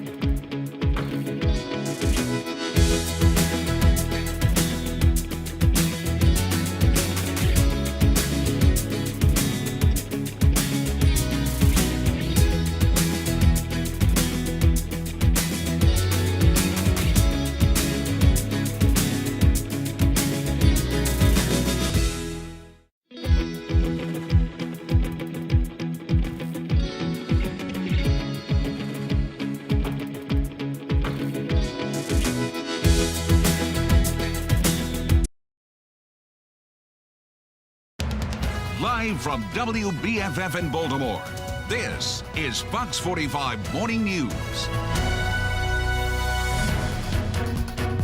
Welcome back to Fox 45 Morning News on a Wednesday. It's March 13th. I'm Megan Gilland. I'm Tom Rogers, and check your calendar because when you step outside a little bit later on today, you're going to be like, wait, it's June. I know. It feels pretty good. Meteorologist Justin Chambers with the March forecast. It's feeling pretty nice. Yeah, absolutely. Tomorrow's Pi Day, too, 3.14. Right. So I guess we'll have to bring Pi in for that. But looking outside right now, overall, not looking too bad. You can see a beautiful shot with the sun that is now up, shining on our stadium as we welcome the king to town from Tennessee. He's going to be coming over and playing for us. We'll be talking about Derrick Henry coming up in about 20 minutes or so from right now. But overall, we've got the sun that is out there. A good yard and gardening day for sure, with mid to upper 60s and low to mid 70s. Those are going to be your temperatures as you head outdoors. So later this afternoon, perfect for some rugby, perfect for just playing any kind of thing you want to do out there on the yards or in the yards, and then also get some of that yard work potentially done. Here's why. We're going to get some rain coming in on Friday by the time we head toward the afternoon. So next 3 days, though, temperatures mid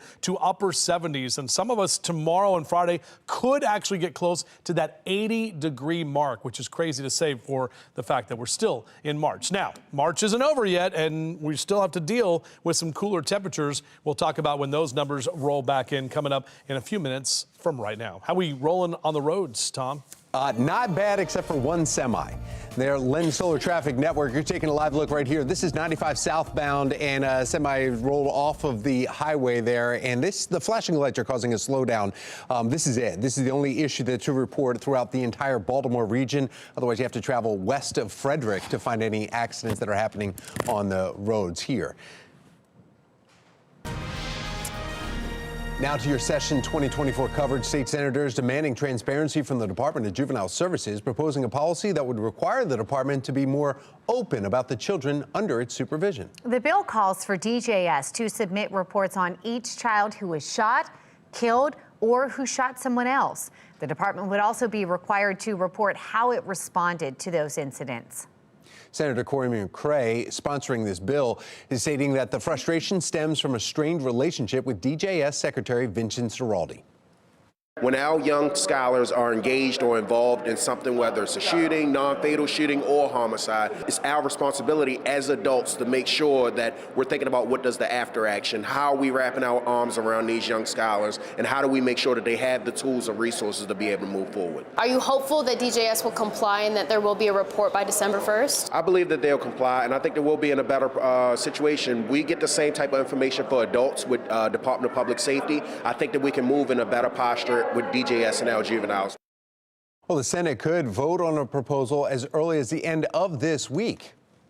Well, on one such issue on the table focuses on a state climate plan. Olivia Dance joining us live this morning with more on the debate and what should be included in that multi-million-dollar plan. Olivia? Well, Megan and Tom, the League of Conservation Voters is a group pushing for several climate solution bills. But with lawmakers looking to pinch pennies, it's unclear if some of these bills will actually get the green light. We can chew gum and walk at the same time and get more done with the limited taxpayer dollars we have to invest in our critical Chesapeake Bay goals. We have to invest more in climate solutions, and the state budget is tight.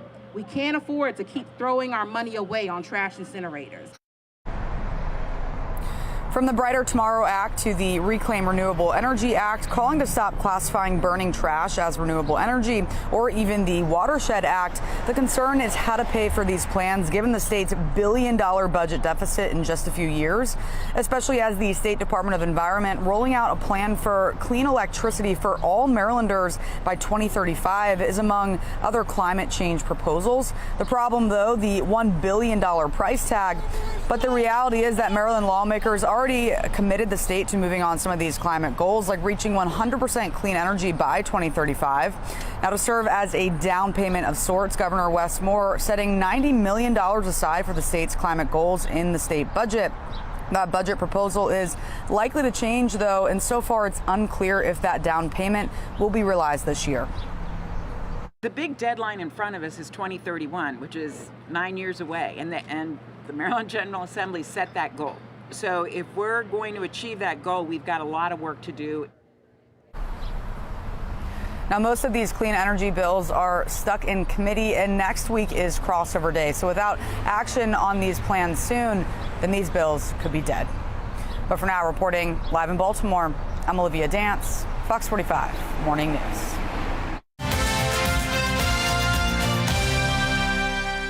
(7:35), a newly released audit on Baltimore City public schools finds no evidence of widespread grade changing. But the report just reviewed the 2022-23 school year after the district had implemented new policies following a Fox 45 News investigation. The audit looked at more than 18 million grade entries and found more than 250,000 grade changes. Of those 250,000, about 8,700 were final grades, and just 4 of those were failing grades that were changed to passing. Now, this audit comes after the Inspector General for Education found more than 12,500 failing grades were changed to passing between 2016 and 2020. The IG had recommended city schools having an outside agency conduct an audit on the 2021-22 school year, but the district has not done that. Project Baltimore questioned Superintendent Dr. Sonia Santelises about why additional years were not audited. We are moving. This review, which was an outside review from actual experts, showed that, and I think that's what the public needs to take confidence in. And actually, the public should take confidence in the notation that we have one of the strongest policies in the state of Maryland. So maybe it might be time to review in other places to see what's going on. But what we know from tonight's report is Baltimore City has a strong policy.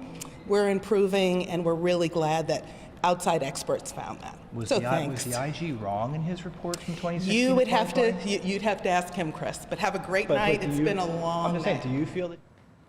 Well, the consulting firm Alvarez and Marshall conducted this audit, and based on their findings, recommendations were made to city schools to encourage timely grade entry and strengthen infrastructure to support consistency and accountability in entering those grades. Project Baltimore's Chris Papps joining us live this morning with more on this audit's findings. Chris, interesting response when you talked to Santelises there. Yeah, so there's a lot going on here, Megan. Yeah. So the IG, well, first off, Project Baltimore finds, starting in 2017, widespread grade changing. Remember, we sued Baltimore City Schools because they refused to release the documents, and we won in court.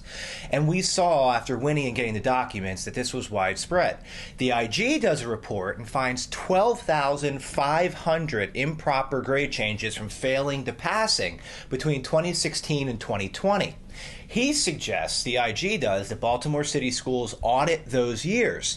But the school system decides it doesn't want to audit those years. It picks its own independent firm and audits the 2022-2023 school year and finds 4 improper grade changes from failing to passing. So you go from 12,500 to 4. Now, part of the reason that may have happened is because changes were made to the grade changing policies and procedures of Baltimore City Schools since 2017, when Project Baltimore first began reporting on this topic. So the school system is saying there's no more grade changing, we're good moving forward. But the IG cannot force the school system to do an audit on the 2016-2020 school year. According to Maryland state law, the school system has to agree to the audit, which they did not agree to. They agreed to 2022-2023 school year. So that's how we got here. All right, thank you, Chris Papps. All of it is working towards building a cleaner, more sustainable, and equitable future in Maryland. A state climate plan on the table in Annapolis, the ongoing debate over what should be included as the clock ticks closer towards crossover day.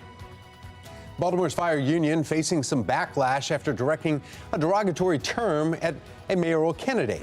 Topping our next half hour, the group of firefighters sharing their concerns over the union's leader. And we are ready for a warm-up, and it's here. Meteorologist Justin Chambers tracking how high those temperatures will rise in his full Weather Authority forecast. It is 7:40. You're watching Fox 45 Morning News, all local, all morning.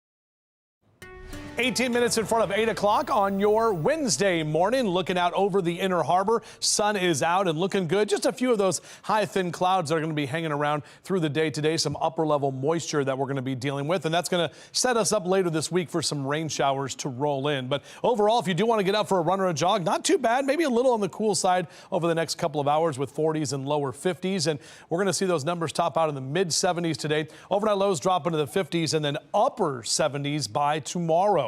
We'll break down your forecast in terms of the potential for rain, when that's going to impact you for the weekend, all coming up in a few. Thank you, Justin. In an election year, there are plenty of issues to cover in Baltimore. In our next hour, we break down the biggest problems any future mayor will inherit upon taking office. And headlines similar to major cities across one Maryland county. Up next, we are joined by Anne Arundel County Executive for his insight on the current state of his county. 7:43, and you're watching Fox 45 Morning News. We're all local all morning.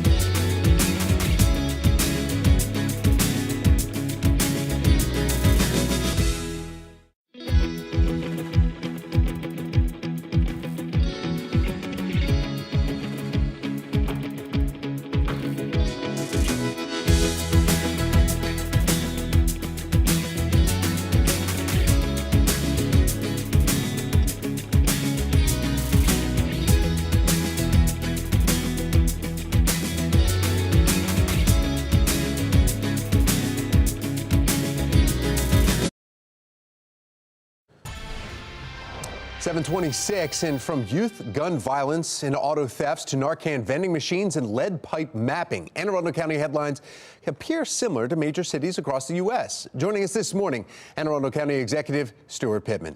Good morning, Executive. Morning. Good morning. Youth crime. Recent auto theft attempt in broad daylight in your county. There was a stolen SUV. It was all caught on camera. 3 juveniles were using a stolen vehicle, and then that vehicle was found in Baltimore City. Is Anne Arundel County working with Baltimore's police department? And are you seeing a lot of crossover, a lot of crossover thefts or any kind of juvenile presence there?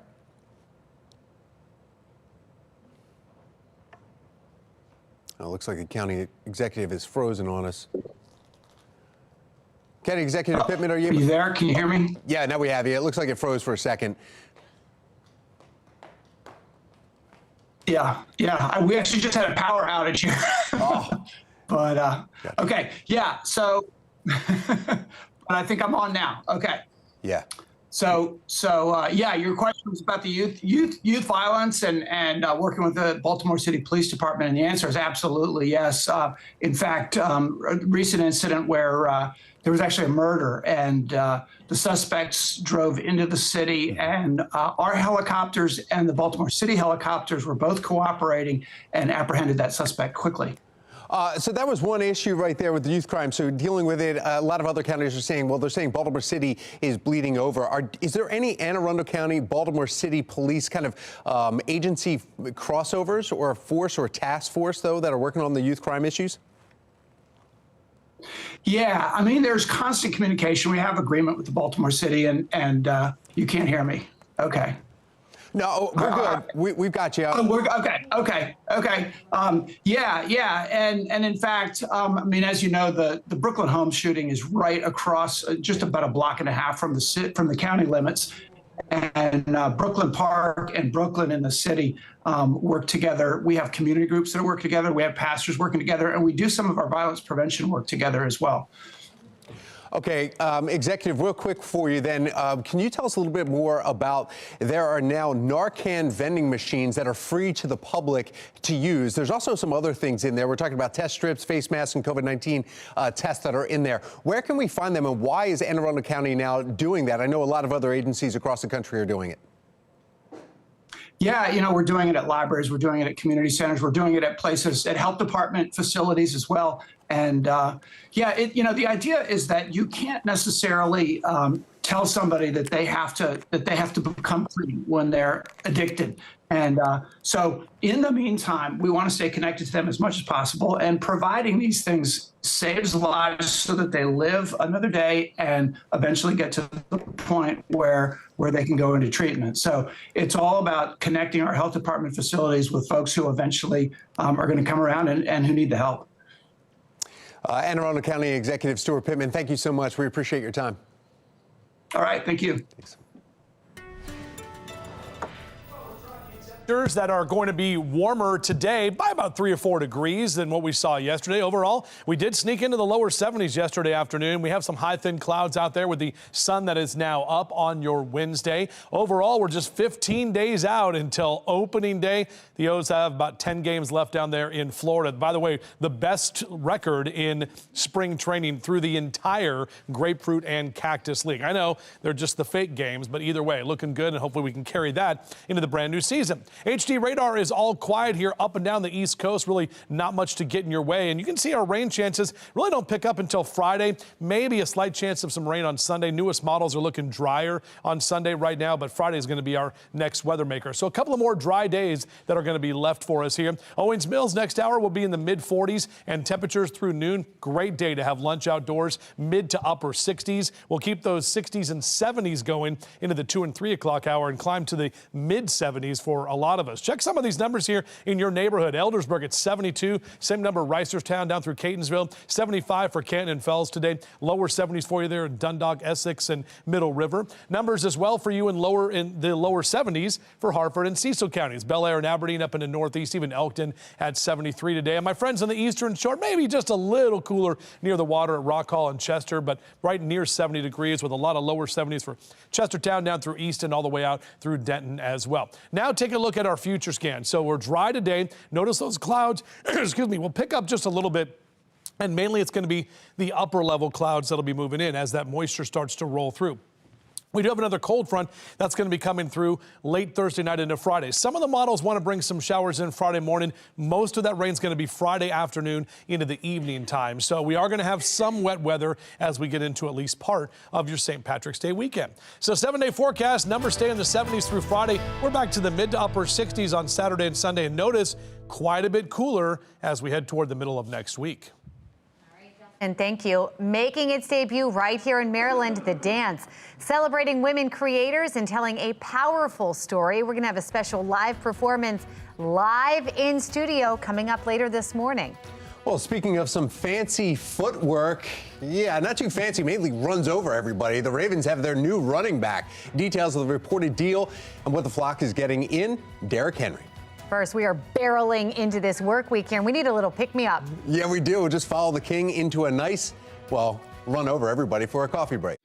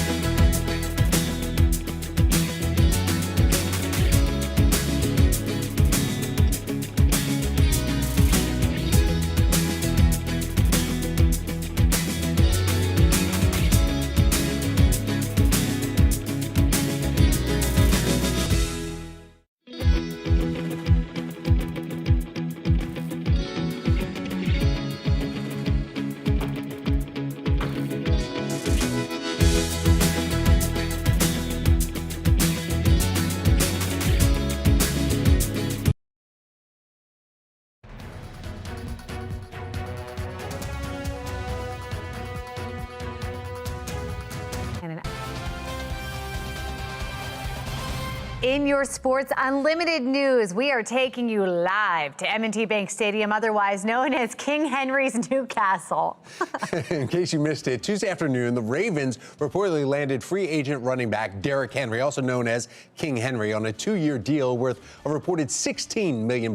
The multi-year deal gives the team another weapon in an already explosive offense in a running back who has put together just a Hall of Fame resume through 8 seasons with the Tennessee Titans, rushing for more than 1,000 yards in all, but one of the past 6 seasons. But, I mean, he was with the Giants last time. A lot of people say he's losing steam. Does he still have it, guys? Well, he was able to run through the Ravens the last time they met up. I mean, he just ran all the way from the end zone to end zone. That was looking pretty bad. See what Jimmy's put out on the... No. Yeah. I saw it, yes. Like, hey, man, if you sign with us, you get crab cakes for life. And they said they're going to make him a feast. That's yes. good. They followed them, and like that's. Is that good. why he did it? Do you think? I mean, why wouldn't you? They're really good at well, Jimmy's. Him and Lamar. Not the $9 million guaranteed or the $20 million deal. No, it's the crab cakes. I think That's what sold him. Yeah. So will this get us to the Super Bowl next year? That's the big question. I mean, it's hard to say because it takes the whole team, but I think Lamar and him could be dangerous. Yeah. You know, if he can be as strong as he has been. Again, he's getting old. You know, 30s now, right? It's old in the NFL for a running back. It is, yeah. Yeah, it is. All right. Well, all right. Here we go. Welcome, King. A trio of bills being signed by Mayor Brandon Scott today look to improve the struggling Harbor Place project. How the fate of the development will soon lie in the hands of the voters. And in the nation's capital, Congress could ban popular app TikTok for security concerns. We're going to have more ahead in our next hour. 7:57 now, and you're watching Fox 45 Morning News, all local, all morning.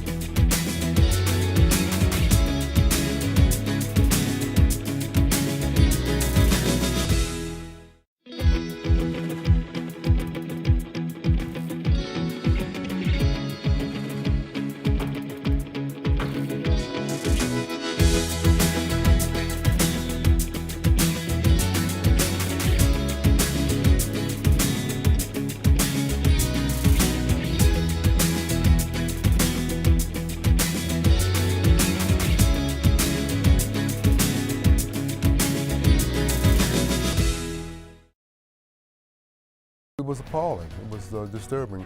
Derogatory terms toward a mayoral candidate. Just ahead this morning, we are now hearing from an African-American firefighter group who does not agree with the term. This comes as the Baltimore City Police Department is seeing staffing shortages continued. Just ahead this morning, the problems they are facing now when it comes to getting people into police positions. Our temperatures not too bad right now. We're talking about warmer numbers on the way. We'll break it down for you coming up. Live from WBFF in Baltimore, This is Fox 45 Morning News.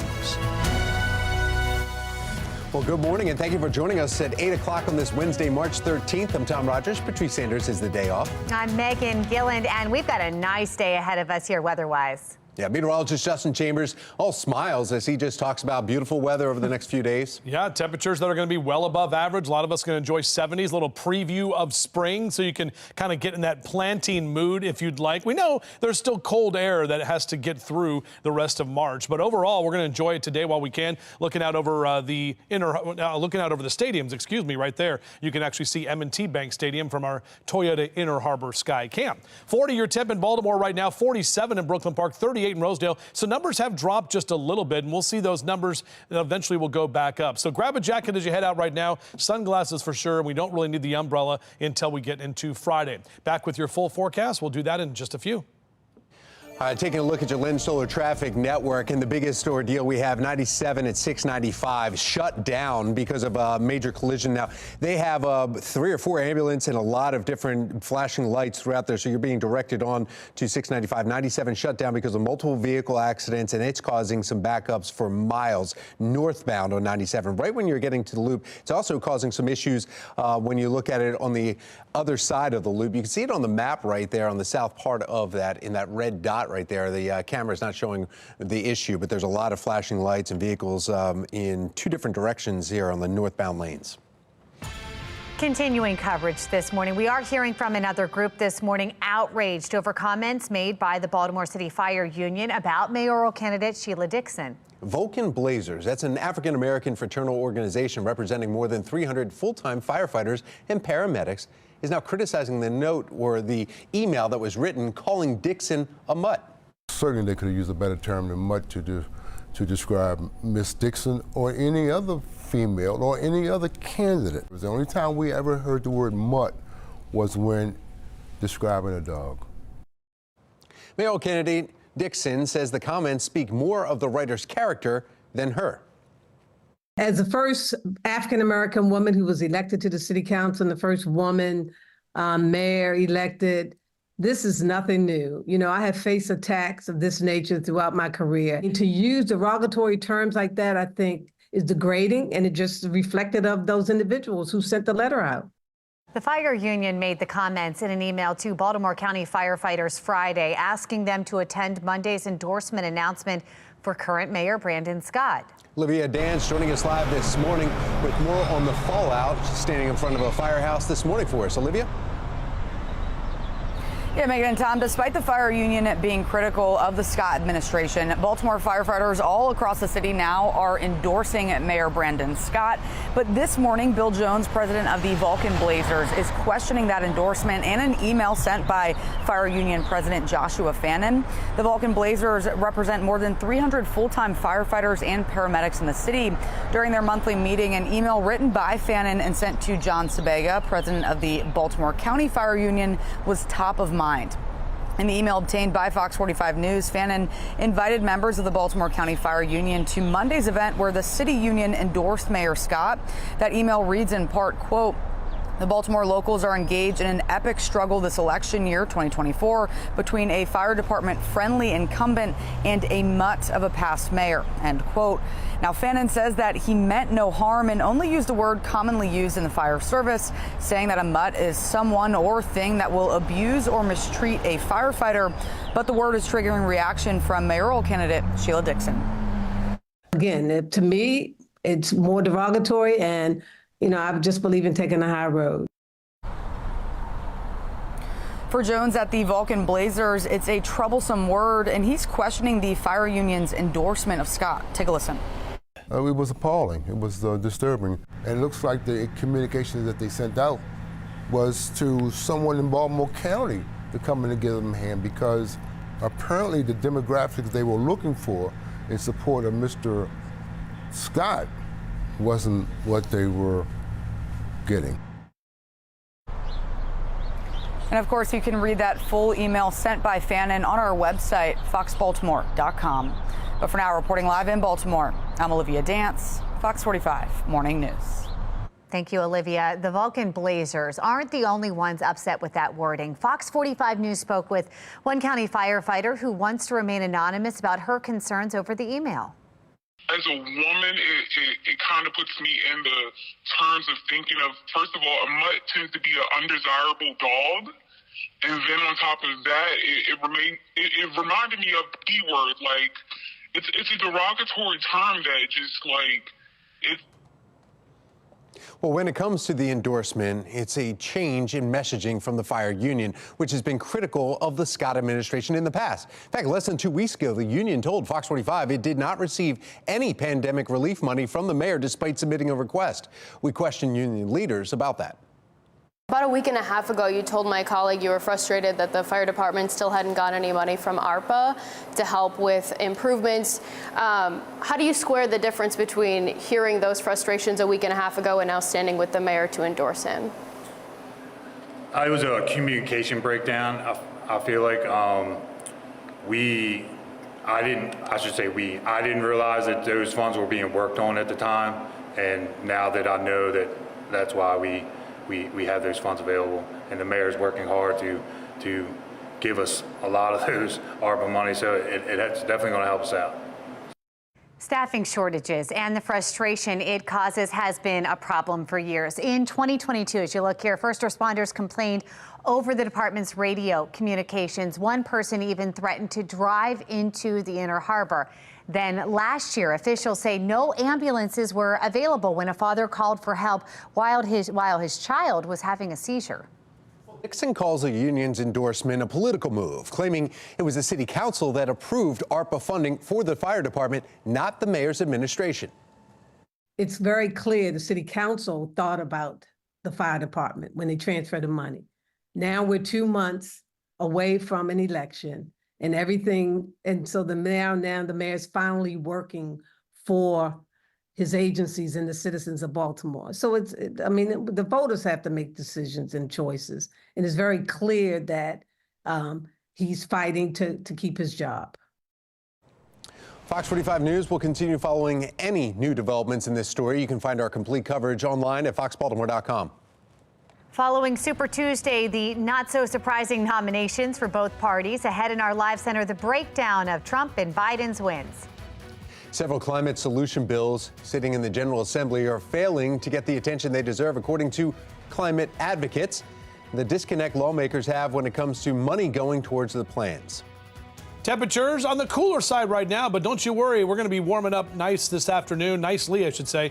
Back with your full forecast. We'll talk about the rain that's on the way for the weekend coming up.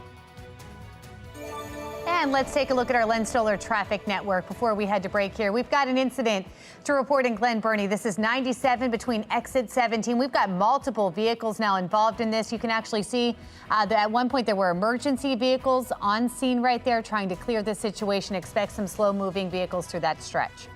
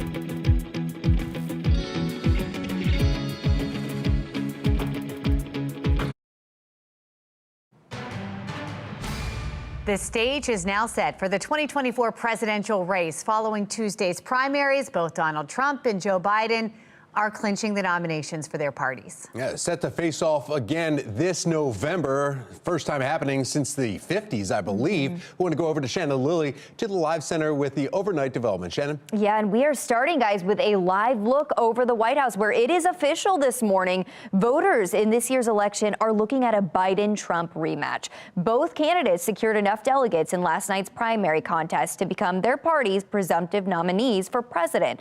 President Biden clinching the nomination after winning Georgia's primary election, securing 2,107 delegates of the 1,968 needed for the nomination, with no major opposition. On the other side of the aisle, though, former President Trump needed 1,215 delegates to win the GOP nomination. He passed that number after winning Washington State's primary. Both nominations will be made official at their parties' respective conventions later this year, and both men are now focused on what is expected to be a bitter and costly 8-month general election campaign. Biden is kicking things off with a visit to Wisconsin today, which you'll remember he narrowly won in 2020. Trump heads to Ohio Saturday ahead of the state's March 19th primary. So, of course, we'll continue to follow all of this in the race for the White House, but that is the latest from the Live Center for now. Tom? Thank you, Shannon. A Baltimore neighborhood sees a spike in violence in just a matter of hours. The incredible amount of shootings in just one day. And a busy week in Baltimore. From the mayoral endorsements to the Baltimore Police Department, we are doing a lightning round on what's going on in the area with Pastor Smith. It's 8:13. You're watching Fox 45 Morning News, all local, all morning.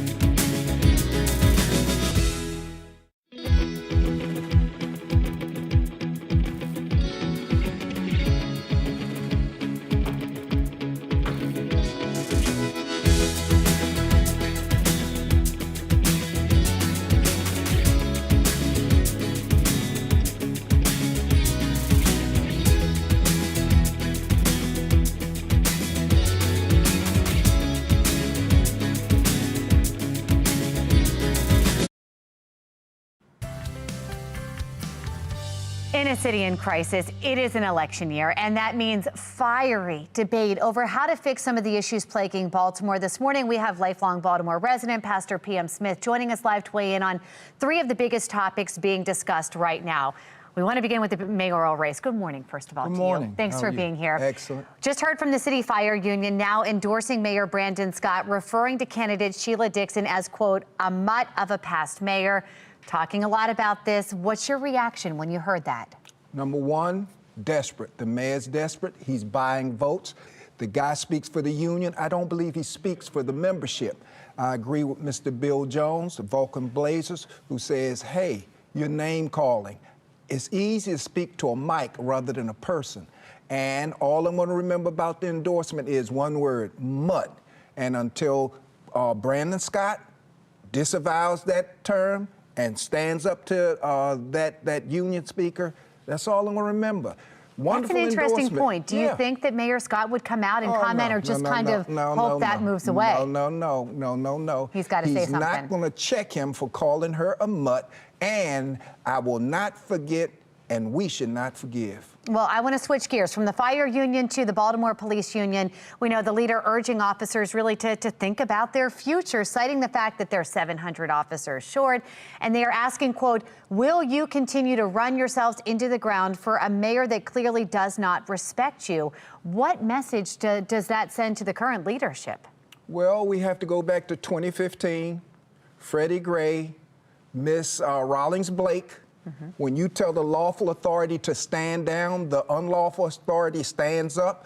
They get abused, they get villainized, they get demonized. Who wants that job? Morale is down, recruitment is down, retention is down, and resignation and retirement is up. Nobody wants the job. Who wants it? You want your husband? You want your son? No. All right. Pastor Smith, we talked about two unions there, from fire to police there. We heard former Mayor Sheila Dixon say that unions really shouldn't be muddling in this. They should, not be speaking out. Do you agree with that? Do unions have a say politically? Unions should be neutral on these issues because, as Mayor Dixon said, whoever wins, you don't have to work with me. You don't want me for an enemy. That would be my position. Very interesting. At the same time, obviously, issues in the city are rising. Baltimore Police Commissioner Richard Worley saying that they're going to be stepping up traffic patrols. Is that something that's needed? Are you hearing your congregation talking about the streets being unsafe when it comes to stopping and red lights? Everybody knows the streets are unsafe. They run through red lights, run through stop signs. They'll pass you and make a left-hand turn when there's only a right-hand turn. But here's the key. Who wants to step up and stop a guy, stop a vehicle? The tent is so dark you can't see in. You don't know whether it's 2 people or 10 people. You don't know it's a male or female. You think the officers are in danger? Absolutely. You're going to step out and you can't see in. They can see out. You don't know what's in their hand. You don't know whether it's male or female. You don't know whether it's 2 or 10. No. Who wants that job? Again, who wants that job? That's why. And that circles back to the officer shortage that we're dealing with. Absolutely. Pastor Smith, we asked you a lot of questions. Thank you. We appreciate it. There's a lot going on in our city. We should not forget and we should not forgive. Thank you. Thank you. Let's check in now with meteorologist Justin Chambers. He's got a look at our forecast here.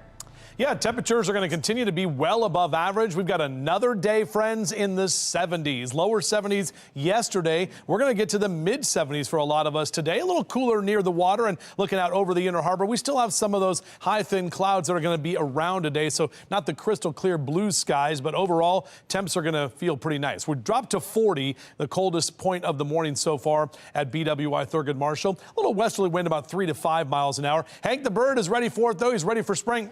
Yeah, he's ready to go. 47 next hour with mid to upper 60s by noon, and we'll be in the low to mid 70s for a lot of us later today. Check some of these numbers. The average is 53 to 54 degrees, so most of us about 20 degrees above average across the eastern shore, up and down the Chesapeake, low to mid 70s for Bel Air and Cockeysville down through Baltimore City. Columbia, you're at 73 today. Laurel at 75. Mid 70s for D.C., even lower 70s in western Maryland, and mid 70s down in Richmond as well. I saw a post that 31 years ago to the day there was a huge snowstorm here, so not dealing with that. And our temperatures do come back down a little bit. In fact, a little bit of those step down as you get into your temperature tracker with mid to upper 70s through Friday. We're back to the 60s this weekend, still above average. Even Monday hanging on to some upper 50s, but notice on Tuesday and even into Wednesday, those numbers are going to fall right to that below average category. So cooler air is on the way next week that actually could bring some mountain snow showers with that. Here's our our future scan, though. We're dry today. Those high, thin clouds hanging around. A little bit more cloud cover with that upper level moisture rolling in tomorrow. And then tomorrow night into Friday morning, may see a stray shower or two, but really the better chance of that rain is going to be on Friday afternoon into the evening time. Drying out nicely Saturday, and Sunday actually is looking drier as well. Maybe a stray shower, but for the most part, St. Patrick's Day is looking pretty good. As is Sam the cat, also looking good. Look at Sam right there, just kind of chilling. Thank you, Ben and Chloe, for sending me that picture. Love that. And still looking for your Orioles pet pics. JC Chambers at foxbaltimore.com. 4 days out till St. Pat's, 6 days until the spring equinox. And yeah, friends, just 2 weeks and 1 day till opening day with that total eclipse coming in less than 4 weeks. I'm excited about that. Hopefully you are too. Larry's excited. He's jumping around. That's Leaping Larry, my buddy. Seamus is, well, he's in another room right now, but we'll get Seamus maybe back tomorrow. Overall, in your 7-day forecast, numbers are up and then they're down and then down a little bit further. Back to you. Firing, Justin. That's Seamus. Yep, don't trust him. Well, lace up your ballet shoes for a special performance, not only celebrating women composers, but also minority communities. We have a live dance in studio coming up next hour. Stay tuned for the butterfly dance. And this morning we're at Baltimore Center Stage getting ready for the world premiere of Mexodus. What? We'll talk to the creators coming up next on Fox 45 Morning News, all local, all morning long.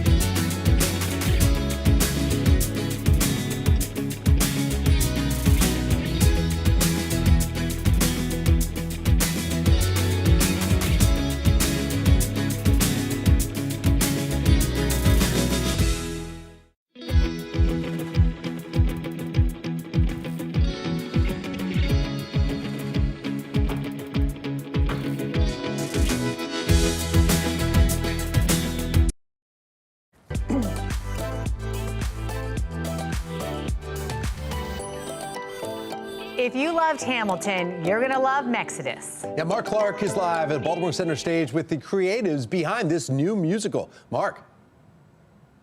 That's right. The co-creators are here. The world premiere is coming up right here in Baltimore. Take this snapshot in history. When they get their Tonys, they can remember us. So we have Nigel and Brian. So Nigel, you guys came together and now your baby's, it's about to be birthed. Yes. The stomach is full. You're about to let the baby out. It's coming out. How you feeling? Amazing. You look sleepy. I'm good. I'm wide awake. I'm an early bird. But how does it feel to, like, you know, this is really happening, right?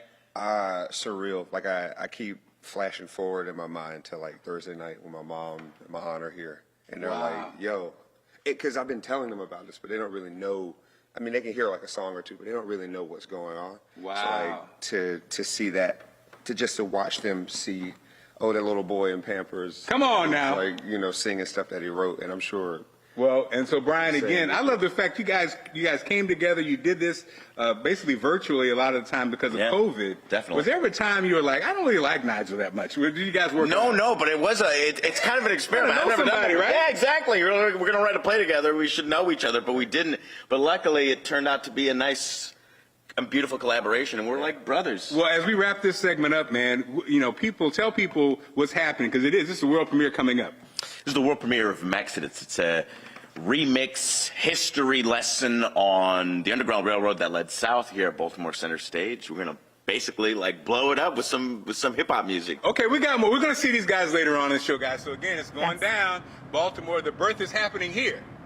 I'm excited. I'm ready to hear it too. This is fun. We're going to put more information on our website, foxbaltimore.com/newslinks. Thanks, Mark.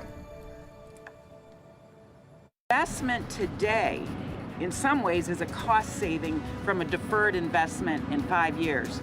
As lawmakers in Annapolis are inching closer to the end of their session, a group of environmental advocates say the legislature is cutting corners and pitching pennies on essential climate solution bills. Meanwhile, BPD almost 600 officers short. How the plan used in one major city could be implemented in Baltimore. It's 8:27 now on Fox 45 Morning News, all local, all morning.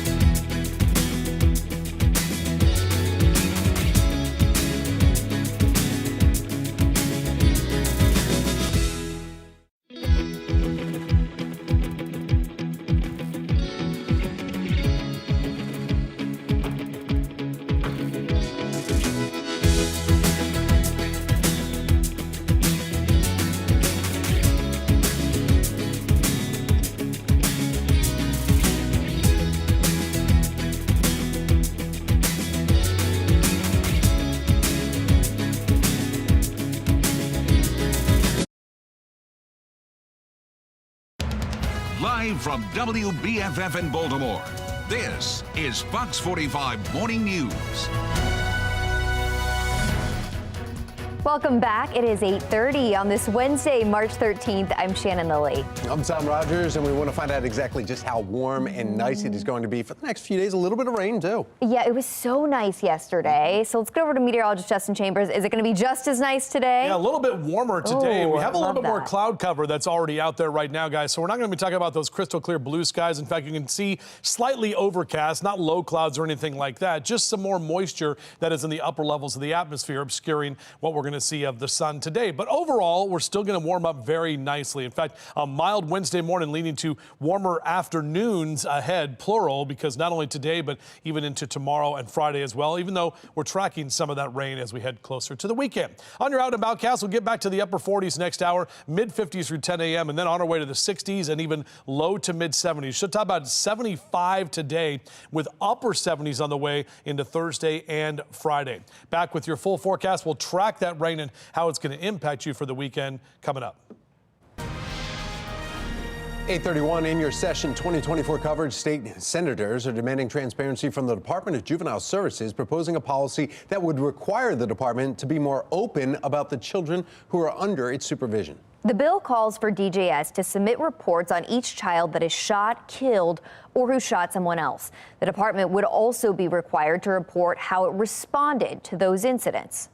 Now, Senator Corey McCray sponsors this bill, saying that the frustration stems from a strained relationship with DJS Secretary Vincent Schiraldi.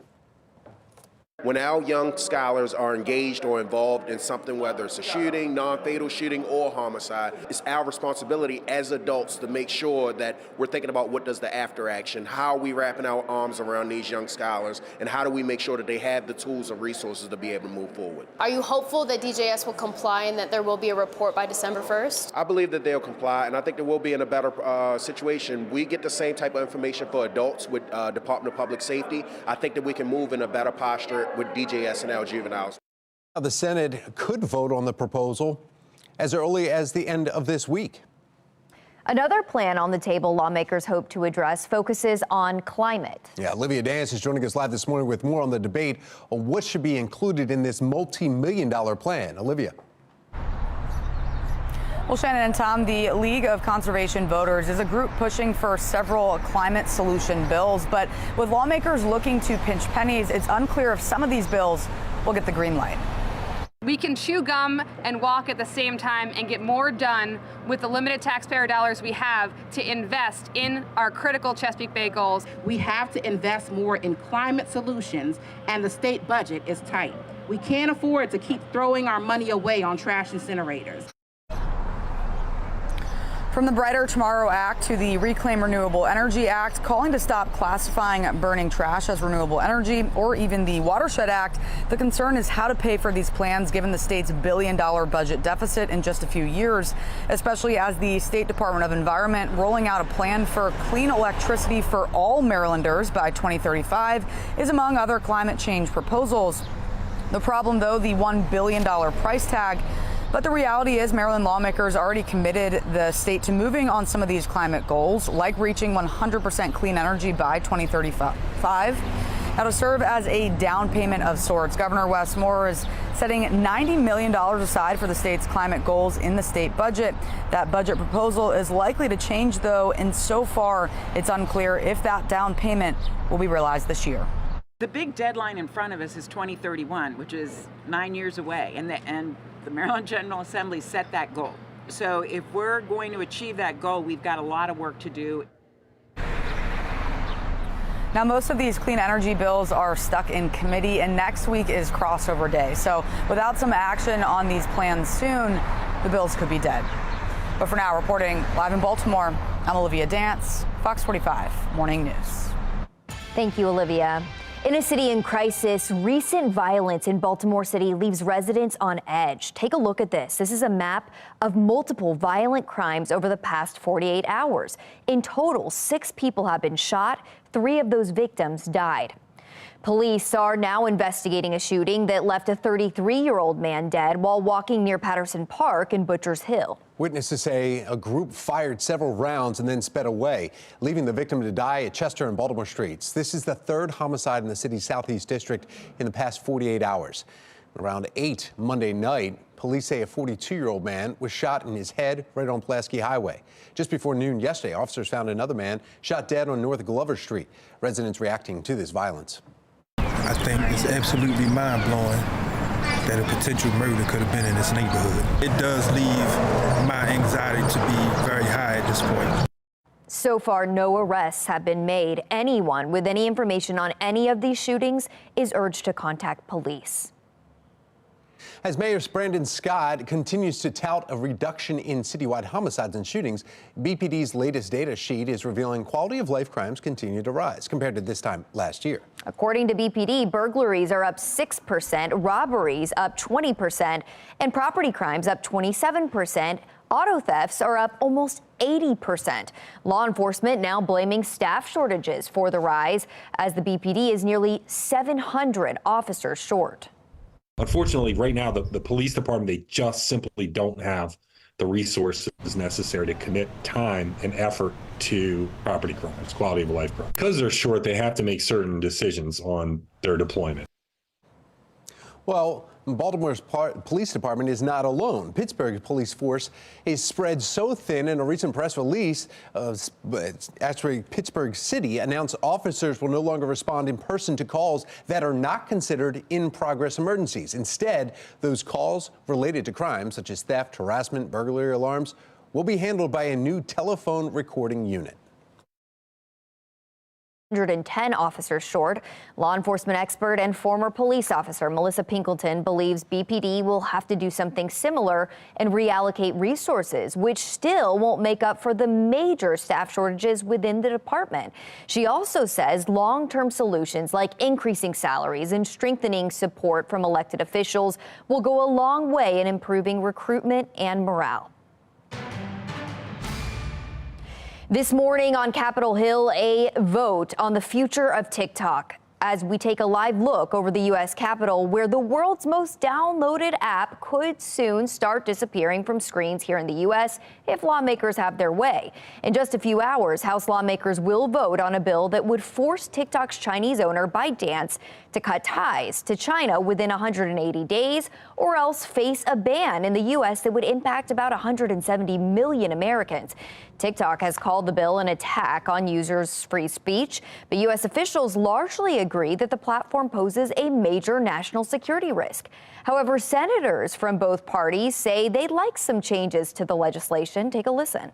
I'm not sure that this is the answer, but if the House passes a bill, look forward to joining that debate and discussion. Well, I still have concerns about naming a specific company in legislation, but it feels like this House bill has momentum. We know that people enjoy the platform. We know small businesses use the platform. But having, the Chinese Communist Party have access to data, have the ability to push messages and push propaganda does put our security at risk.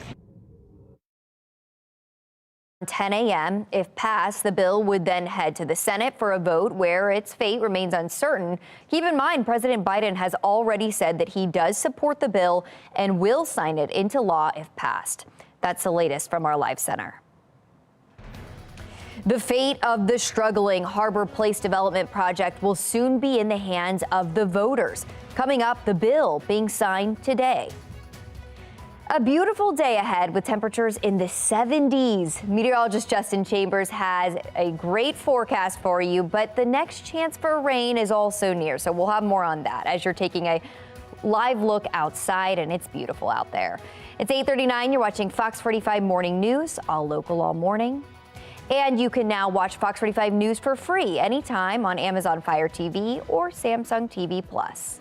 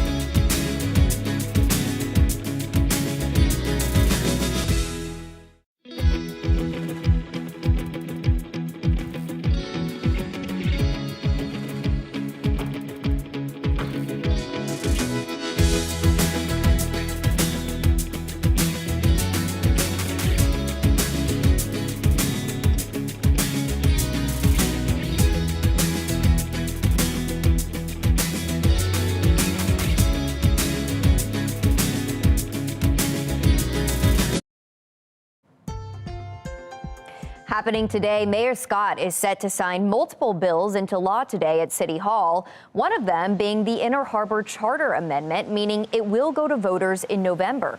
The trio of bills are set to overhaul a struggling Harbor Place. The $500 million project, led by developer P. David Bramble of MCB Real Estate, is expected to have a mix of retail, residential, and public space. The vote to transform Harbor Place passed with a majority support last week, but there is some opposition, especially when it comes to the potential housing units.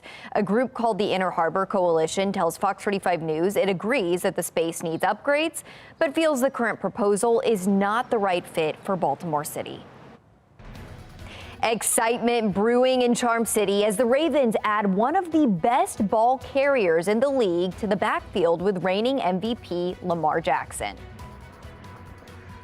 Oh, before we get to the Ravens, though, OG, that's right, rugby, professional rugby, this weekend. You don't want to miss it.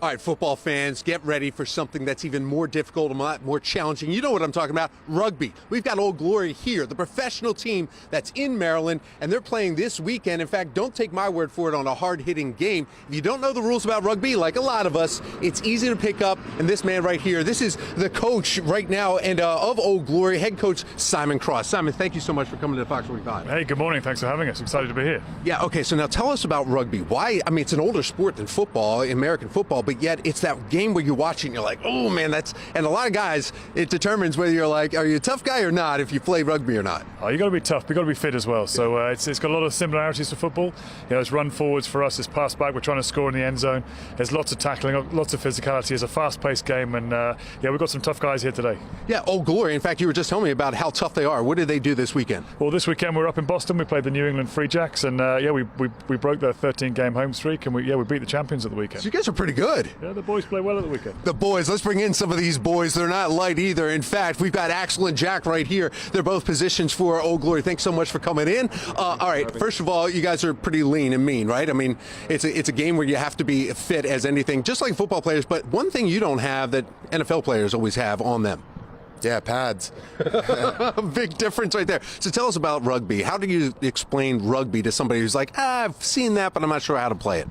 Yeah, it's sort of the physicality of football with the continuity of soccer, the kicking of soccer. There's a lot of skill, a lot of finesse, but a lot of physicality and, collision. Yeah, collision, 30 players, you were just telling me, on the field at once. I mean, two different teams here. So what's your position, and what is that, the finesse, the difference between the two positions? Yeah, so rugby is a sport for any size and any type of player. So I'm on the wing, I'm more leaner than Jack. So I'm on the wing, I'm supposed to make score tries and finish the plays. So, but after all, we all have to do the same job, which is tackle, get the ball back, and just compete to score. Would you say you're more like a running back or maybe a wide receiver, though, if you were trying to compare with the NFL? I guess it'd be a combination of both, because you're running and you're also trying to catch the long kicks ahead of you. Also, you'd be able to be a corner safety in that way, because you also have to defend. So quick, and as Jack was just saying, Axel's the pretty one here too, because he just gets to catch the ball and run it. You're the ones that are actually in the scrum pushing around. Exactly. Yeah, he gets the glory. We get to do the hard stuff in the middle. But so it is a lot like the NFL in those regards, right? I mean, he's like the quarterback and the running backs that get all the glory and everything, but the guys on the line are the ones doing it. Coach, come on in here. Tell us exactly where we can come see you guys taking on Chicago this week. Yeah, we're 4 p.m. The Maryland Soccerplex in Germantown. It's a great venue. It's on grass. It's going to be a great day. Yeah, great day right there, and we'll find out about the weather too. Thanks, Tom. That was we're here. Right here. All right, thank you, Justin. Yeah, Tom, I was waiting for Tom to get into a scrum. Is that not happening? Are we not putting that on TV? I was in a scrum. We were in a scrum earlier. We were down for the tee, so you might not have been watching. OG! There we go. That's good. I just wanted to see it again. I mean, it's good stuff. It's very exciting, too. Thank you, Tom. Thank you for coming by, guys. We appreciate that. Good day for, I don't know. I don't know what's good rugby weather, because, probably muddy and wet and sloppy, kind of like, they say it's good football weather. But that one guy was like an offensive lineman. He does all the dirty work. So anyway, good morning to all of you. Our Towson cam right now. We are seeing some high, thin clouds out there. Overall, we're just 15 days away. A different sport, baseball, right here, Thursday, March 28th. And if you want to hear something funny, and if you're young and you've never heard of George Carlin, you need to listen to the differences between baseball and football. It's a great stand-up bit, and just makes me laugh thinking about it. All right, here's a look at our HD radar. Up and down the East Coast, dry conditions here. Got to go pretty far west to find any kind of activity. And in terms of our rainfall, it's not coming until at least Friday. Right now, Sunday's looking drier, maybe a stray shower or two, but for the most part, Friday's going to be our next weather maker, where we'll actually have some rain. Here's another sport. Want to play some golf? Yeah. Upper 40s through the next hour, mid to upper 60s into the noon hour. And we'll get to the low and mid 70s golfer. I know British James used to play rugby, and now he plays golf, and he's really good at it. I wish he would stick to rugby so I could beat him at golf, but that's not the case. Low to mid 70s across Carroll and Baltimore counties for your high temperatures today.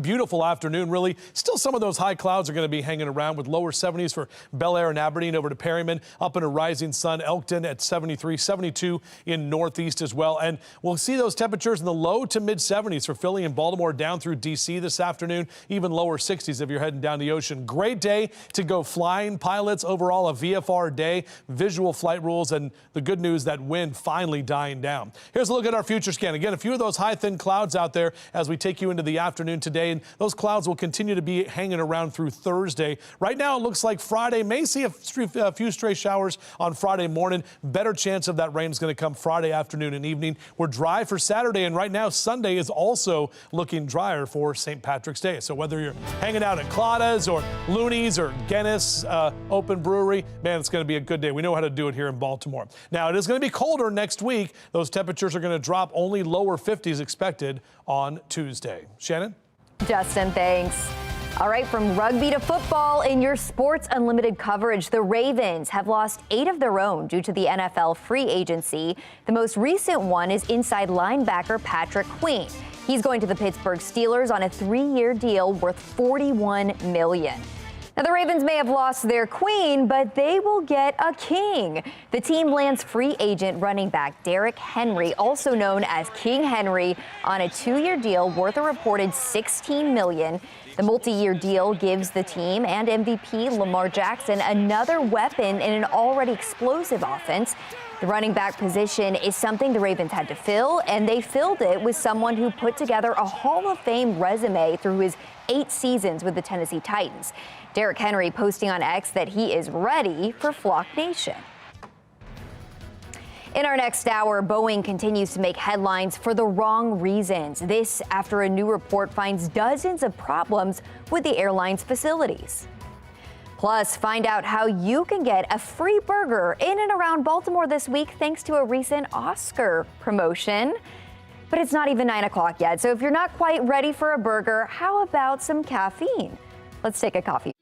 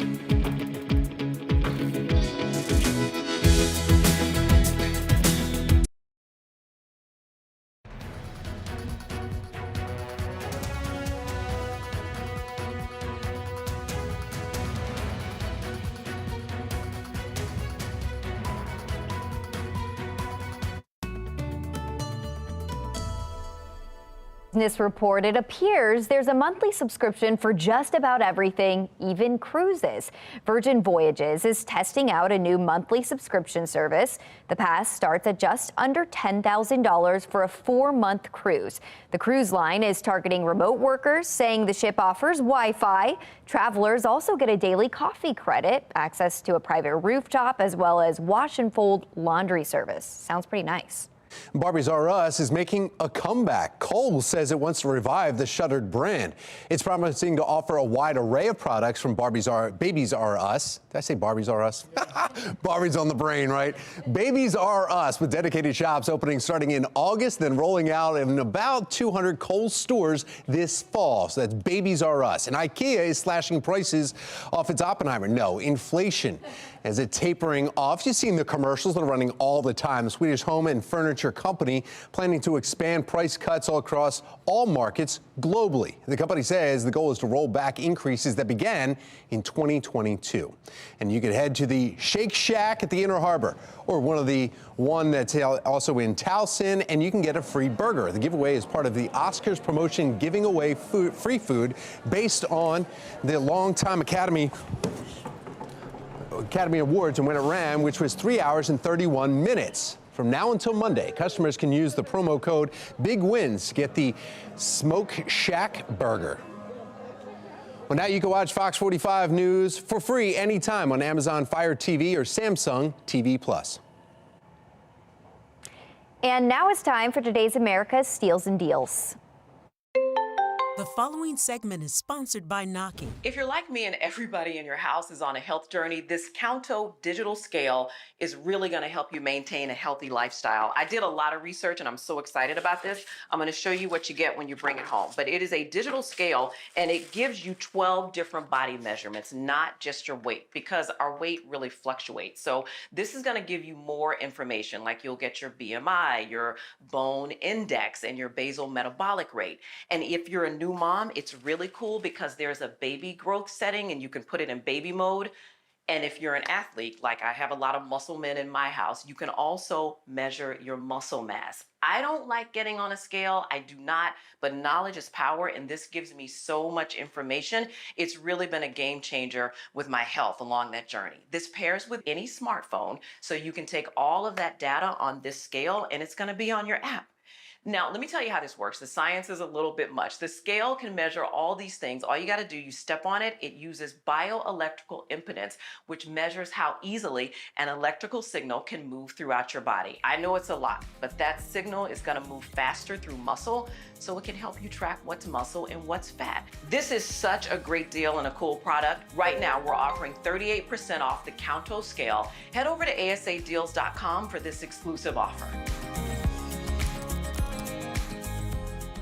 The only time we ever heard the word mutt was when describing a dog. There is growing outrage over the choice of words the City Fire Union used to describe Baltimore City mayoral candidate Sheila Dixon. Coming up, the new group now slamming the word choice. And TikTok's days could be numbered. Coming up, the new vote lawmakers will take up today as they try to ban the Chinese app from operating in the U.S. Well, if you want some more 70s, we have it for you right here. Temperatures that are going to be climbing today and through the rest of the week. We'll talk about it. Good Day Baltimore starts right now.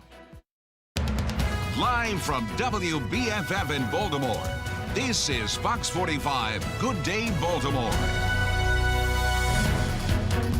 Good morning. It is 9 o'clock on this Wednesday, March 13th. I'm Shannon Lilly. I'm Megan Gillen. Meteorologist Justin Chambers is here with us with a nice looking forecast. I need something green so we can the stoplight. We do that a lot. You guys are ketchup and mustard again. Regularly. Or ranch and hot dogs, which is what Megan's daughter likes. My 7-year-old does that. Oh my goodness. Good morning, everybody. Let's take a look outside. Ooh, I want some Hidden Valley Ranch now. Dang it. All right, our live cam over downtown Baltimore, Toyota Inner Harbor Sky Cam. We do have those clouds that are kind of hanging around. Now, these are going to be the high clouds that will be with us throughout the at least first half of the day today. We do expect to see a little bit more sunshine and some brighter skies by this afternoon. At least a light jacket as you're making your way out now, and have the sunglasses ready. You will not need the umbrella today. In fact, the next 2 days we're good to go, but that rain is coming as we head into the weekend. So on the cool to kind of mild side over the next few hours, temps rise into the mid to upper 50s. If you do want to get out for a run or a jog or just a walk around the neighborhood, should be good to go. Even later today will be even better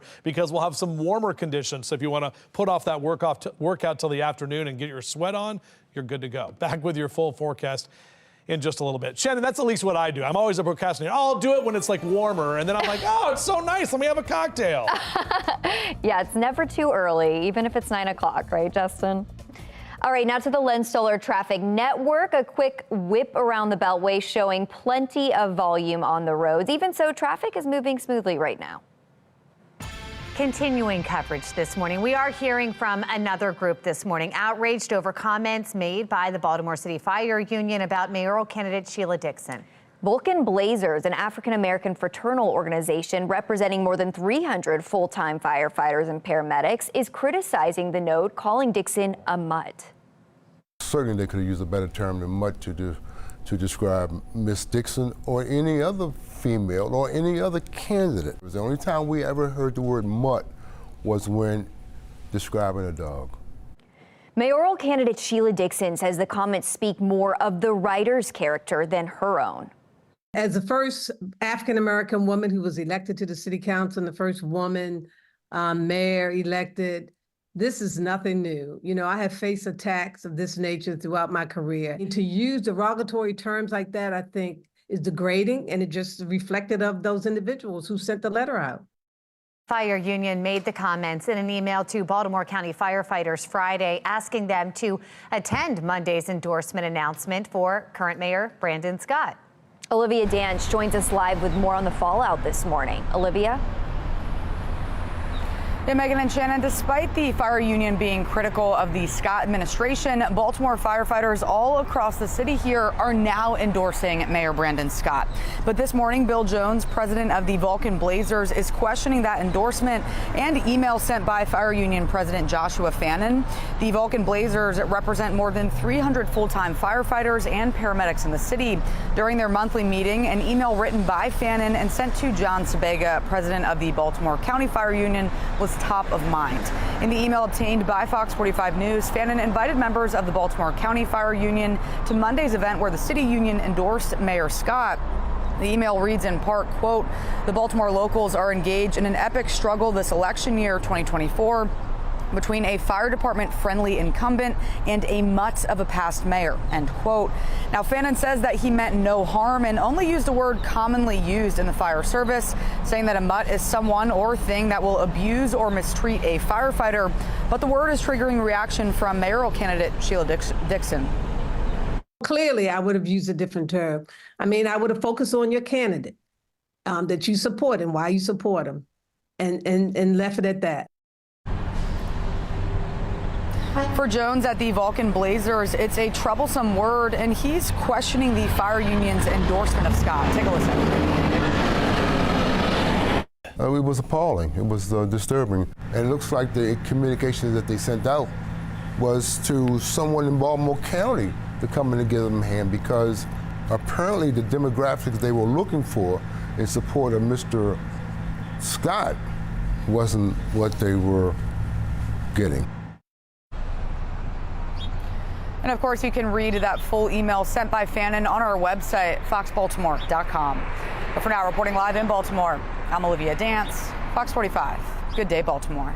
Thank you, Olivia. The Vulcan Blazers aren't the only ones upset with the wording. Fox 45 News spoke with one county firefighter who wants to remain anonymous about her concerns over the email. As a woman, it kind of puts me in the terms of thinking of, first of all, a mutt tends to be an undesirable dog. And then on top of that, it reminded me of B-word. Like, it's a derogatory term that just, like, it's just offensive in general to call a black woman a undesirable in a sense. Now, when it comes to the endorsement, it's a change in messaging from the fire union, which has been critical of the Scott administration in the past. Less than 2 weeks ago, the union told Fox 45 News it didn't receive any pandemic relief money from the mayor despite submitting a request. Fox 45 News questioned union leaders about that. About a week and a half ago, you told my colleague you were frustrated that the fire department still hadn't gotten any money from ARPA to help with improvements. How do you square the difference between hearing those frustrations a week and a half ago and now standing with the mayor to endorse him? It was a communication breakdown. I feel like I didn't realize that those funds were being worked on at the time. And now that I know that, that's why we have those funds available, and the mayor's working hard to give us a lot of those ARPA money, so it's definitely going to help us out. A push in Annapolis this morning to allow students across the state to carry and administer the overdose reversing medicine Narcan at school. Kelly Lynn from our Sinclair sister station in Washington, D.C. spoke with one student backing the bill after seeing his family members and peers overdose. 18-year-old Jackson Taylor says he and his friends feel safer being able to bring Narcan to school. Now he wants students across the state to have the same opportunity. 18-year-old Jackson Taylor showed me the package of naloxone he keeps in his backpack every day. Since the start of the school year, I have kept Narcan in the top left pocket of my backpack. Jackson doesn't only carry the overdose reversing medicine, he also trains his peers on how to administer it. Why is it an issue that is so important to you? Because I've had friends and family overdose. According to Montgomery County Public Schools, youth overdoses in the county have increased by 120% since 2021. Last May, 7 News told you Montgomery County is now allowing students to carry Narcan inside public schools. Jackson wants school systems across Maryland to follow suit and recently testified before Maryland lawmakers in support of House Bill 1268. And an overdose is like CPR, where the sooner help is given, the less likely there is a chance of irreversible damage from happening. Delegate Joe Vogel of Montgomery County sponsored the bill. We know that there's so many students across the state that want to be able to be trained and carry naloxone to potentially save a peer's life. In this state, this piece of legislation guarantees them the ability to do that without getting in trouble. But some worry that having a policy in place that allows students to administer naloxone during a suspected overdose could be traumatic. The emotional toll that they are experiencing, seeing and hearing of peers who are dealing with substance use disorder and peers who are overdosing, that's having an emotional toll on people. I say the more traumatic thing would be seeing them overdose and not being able to do anything. If you can help, why wouldn't you? Vogel is hopeful that the bill will move out of subcommittee and pass in the House and Senate, but he says time is running out since the Maryland General Assembly session ends in April. Reporting in Rockville, Kelly Lynn, Fox 45. We're following breaking news at the extends a temporary freeze on a controversial Texas immigration law. The SB 4 bill would have gone in effect today. It's a law that allows state law enforcement to arrest people suspected of entering the U.S. illegally. Now, the implementation of the law will remain paused until Monday, March 18th, giving the court additional time to review the case. Earlier this month, the Biden administration and others asked the Supreme Court to block the measure. And developing now overseas, Russia's President Vladimir Putin says his country is ready to use nuclear weapons if necessary. In an interview with Russian state media, Putin says Russia could use nukes if there is a threat to Russia's statehood, sovereignty, or independence. Putin also said there has been no need to consider using nuclear weapons in Ukraine when asked if he had considered using them on the battlefield.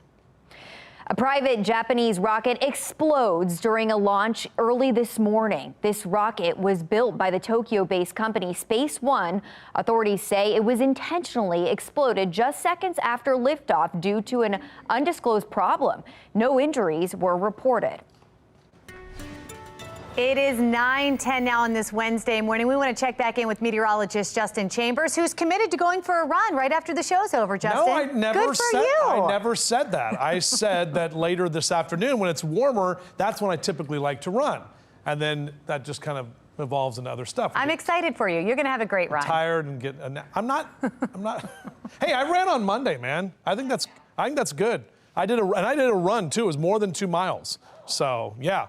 There was jogging, but it was, All right, our live cam in downtown Towson right now, looking down toward downtown Baltimore. We are seeing some of those high clouds out there right now. You can see on our HD radar, not picking up actual rain, but some of these clouds kind of streaming into the Old Line State at this time. And as we get later into the afternoon, we expect those clouds to move on out of here. So we should see some more blue sky as we get later into the day. But after our mild Wednesday morning, we definitely have warmer afternoons ahead. We are tracking the weekend rain. That's our next weather maker. And that rain's going to help with your yards and your gardens. So if you want to get out and get some of the pre-planting done, I know my neighbors Scott and Jen were out there doing it yesterday, and I went and borrowed their rake. borrowed. Low to mid 70s is what we're talking about for the afternoon. So get that seed down and let Mother Nature do the watering this weekend. Back with your full forecast. We'll do that in just a few minutes from right now. All right. Thanks, Justin. I'll give it back to him. All right. Now to the Len Stiller Traffic Network. Taking a look around the Beltway, we have no major incidents to report at this time. It's a good time to get up and out. Still ahead, Alaska Airlines says it's feeling the financial impact of last month's door plug blowout on that Boeing jet. Coming up, just how much it's hurting the airline's bottom line and the latest on the Fed's investigation into Boeing. Plus, the White House aiming to cut down on overdose deaths in America, the new effort they're making to keep the country's communities safer. It is 9:12 and you're watching Fox 45. Good day, Baltimore.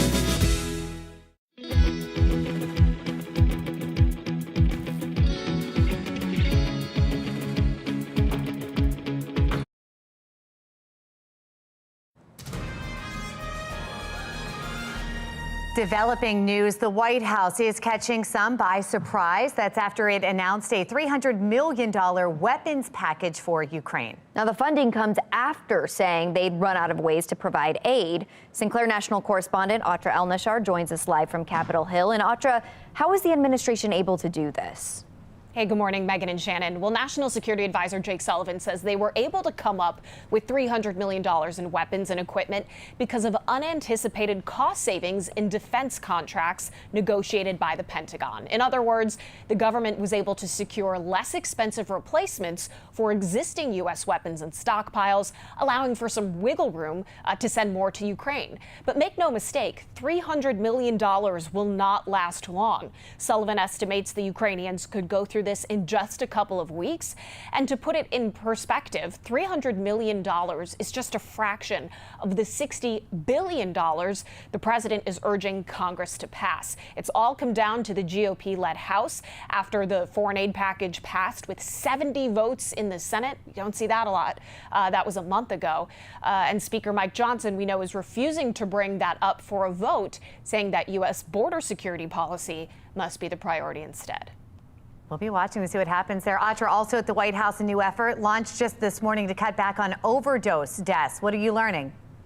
Yeah, well, the president is calling this the challenge to save lives from overdose. It's a nationwide call to action for businesses and organizations to keep the overdose reversal medication, naloxone, often Narcan is another brand of it, on hand in the workplace to distribute to employees and customers so that they can potentially save a life in their everyday lives, and also to provide training for how to use it. Now, we've already seen 17 airlines in the United States, including Southwest, I believe American Airlines as well, start to keep overdose reversal meds on board.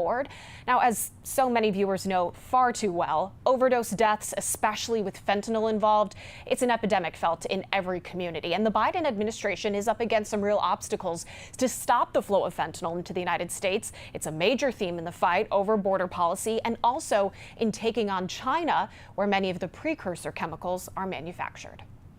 All right, crucial step there. Atra Al-Nashar live from Capitol Hill. Thank you.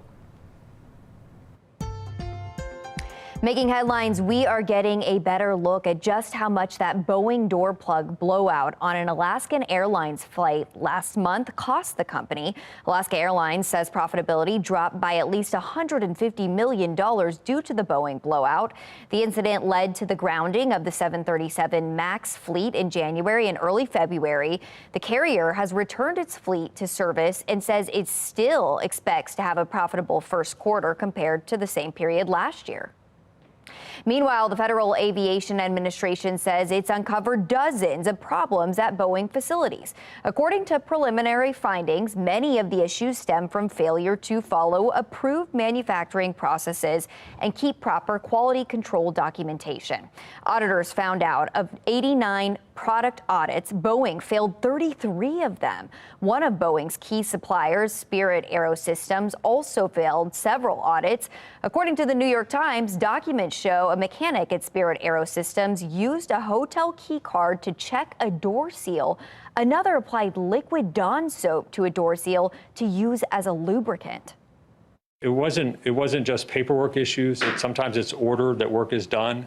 Sometimes it's tool management. A spokesman for Spirit AeroSystems says the company is reviewing the documents. Boeing says it continues to implement immediate changes and develop a plan to strengthen safety and quality.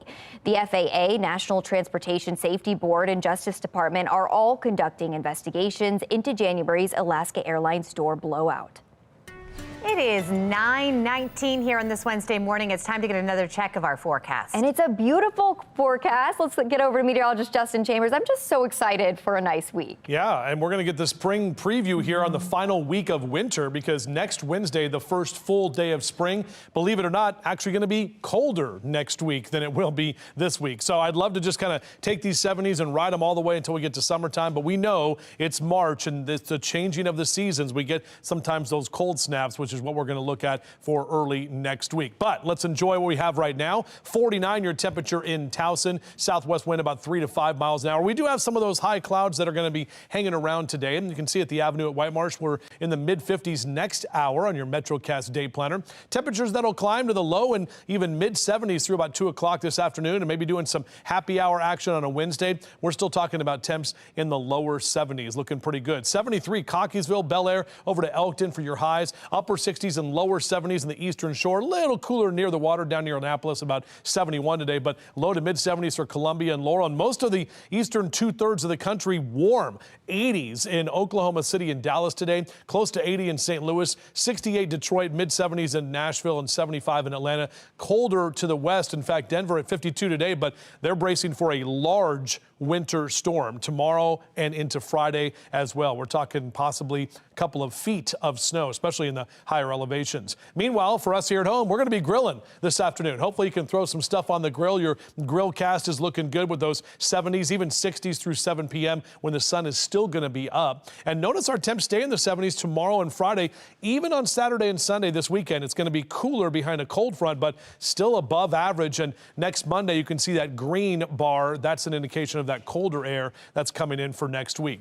As we look at our future scan, staying dry today and tomorrow, so no issues with the rain. Late Thursday night into Friday morning, may see a few showers try to sneak in, but overall it's really going to be Friday afternoon. That's when the rain's going to be here into Friday evening. Not a lot of rain, maybe about 1/4 of an inch or so on top of what we've already had. Saturday looks dry. And now Sunday is also looking dry for St. Patty's Day. So just 4 days away. By the way, Jasmine told me backstage we have to say St. Paddy's. We can't say St. Patty's because Patty is short for Patricia and Patty is short for Patrick. I don't know. That's what Jasmine said. That's what the internet says. I don't know. Either way, it's St. Patrick's Day coming up on Sunday. We do it right here in Baltimore. We know that. Leapin' Larry knows that. He's hanging out. I don't know where Seamus is. Either way, as we get into your 7-day forecast, notice those temperatures will be cooler as we approach spring next week. Meg? All right, Justin, thank you. Out on the roads, we've got your Len Stoller Traffic Network. Taking a look over Towson, this is Lock Raven Boulevard here. No incidents to report here. You can see that volume we had earlier starting to dispense a little bit, looking much better out there. Smooth sailing. An all-new episode of The Masked Singer is on tap tonight. Coming up in our next half hour, the theme every secret singer is beholden to tonight.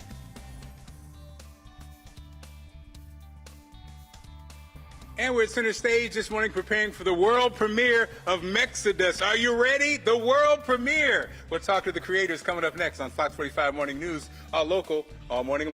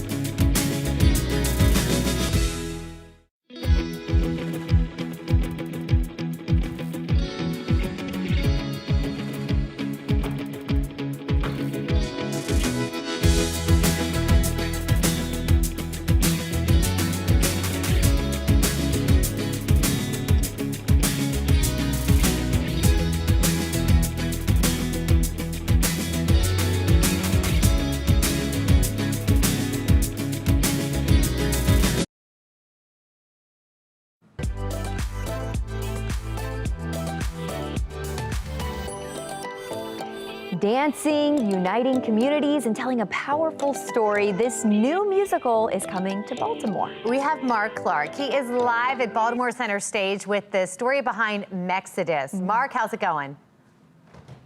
It's going amazing. I have the creators here, David and Nigel. So, I'm sorry, David, Brian, Brian and Nigel.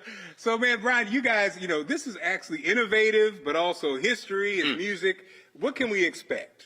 I mean, like, just a banging concert. I mean, we have like 12 plus instruments on stage that we all play, that we, both of us, just between the two of us, play together. It's a history lesson, but it's also, you know, a story about black and brown solidarity. It's just a banging good time. I love it. And so, you know, now, Nigel, Brian tells me you're an amazing musician, amazing writer. A lot of pressure, man. The family's coming in to see this world Everybody's premiere. coming, all my brothers, And so everybody, again, yeah. we've heard, you know, what's your take? What should people expect? A history lesson on something that we don't learn, and hopefully that black and brown people, and all types of brown and black people, minority people, like, you see what happens when we get together. Brian and I are two individuals who have some talents that you don't know, like, you know, walking in, but you see these things happen, and we go from these two people to something that fills up an entire stage. And that metaphor going to outside people, like if you're working at an office, imagine if the two of you got together. Wow. And what would happen at that office? It's beautiful. Look at these guys. Look at these guys. So again, it's exciting times. You know, we're so happy that Baltimore is going to give birth to this brand new experience. And again, I've been talking these guys' ears off, but again, it's old and new. So looping, which you guys haven't seen looping, you're going to see it live, but also live music, and then the storyline. So again, a perfect combination of everything. You can get more information on the website, but again, we will see you soon. And again, when's the first time they get a chance to see a peek? Tomorrow night. Tomorrow night. Let's go, guys. Wait a minute. Break a leg, gentlemen. That's awesome. In a beautiful location, too. Man, that's a full experience there. All right, for more information, go to foxbaltimore.com/newslinks. Could the world's most downloaded app disappear from the U.S. social media scene? We are looking ahead to the vote on Capitol Hill that could see TikTok banned in America. And a state climate plan waiting for approval in Annapolis. The questions lawmakers still have about what makes it into the multi-million-dollar plan. It is 9:28. You're watching Fox 45. Good day.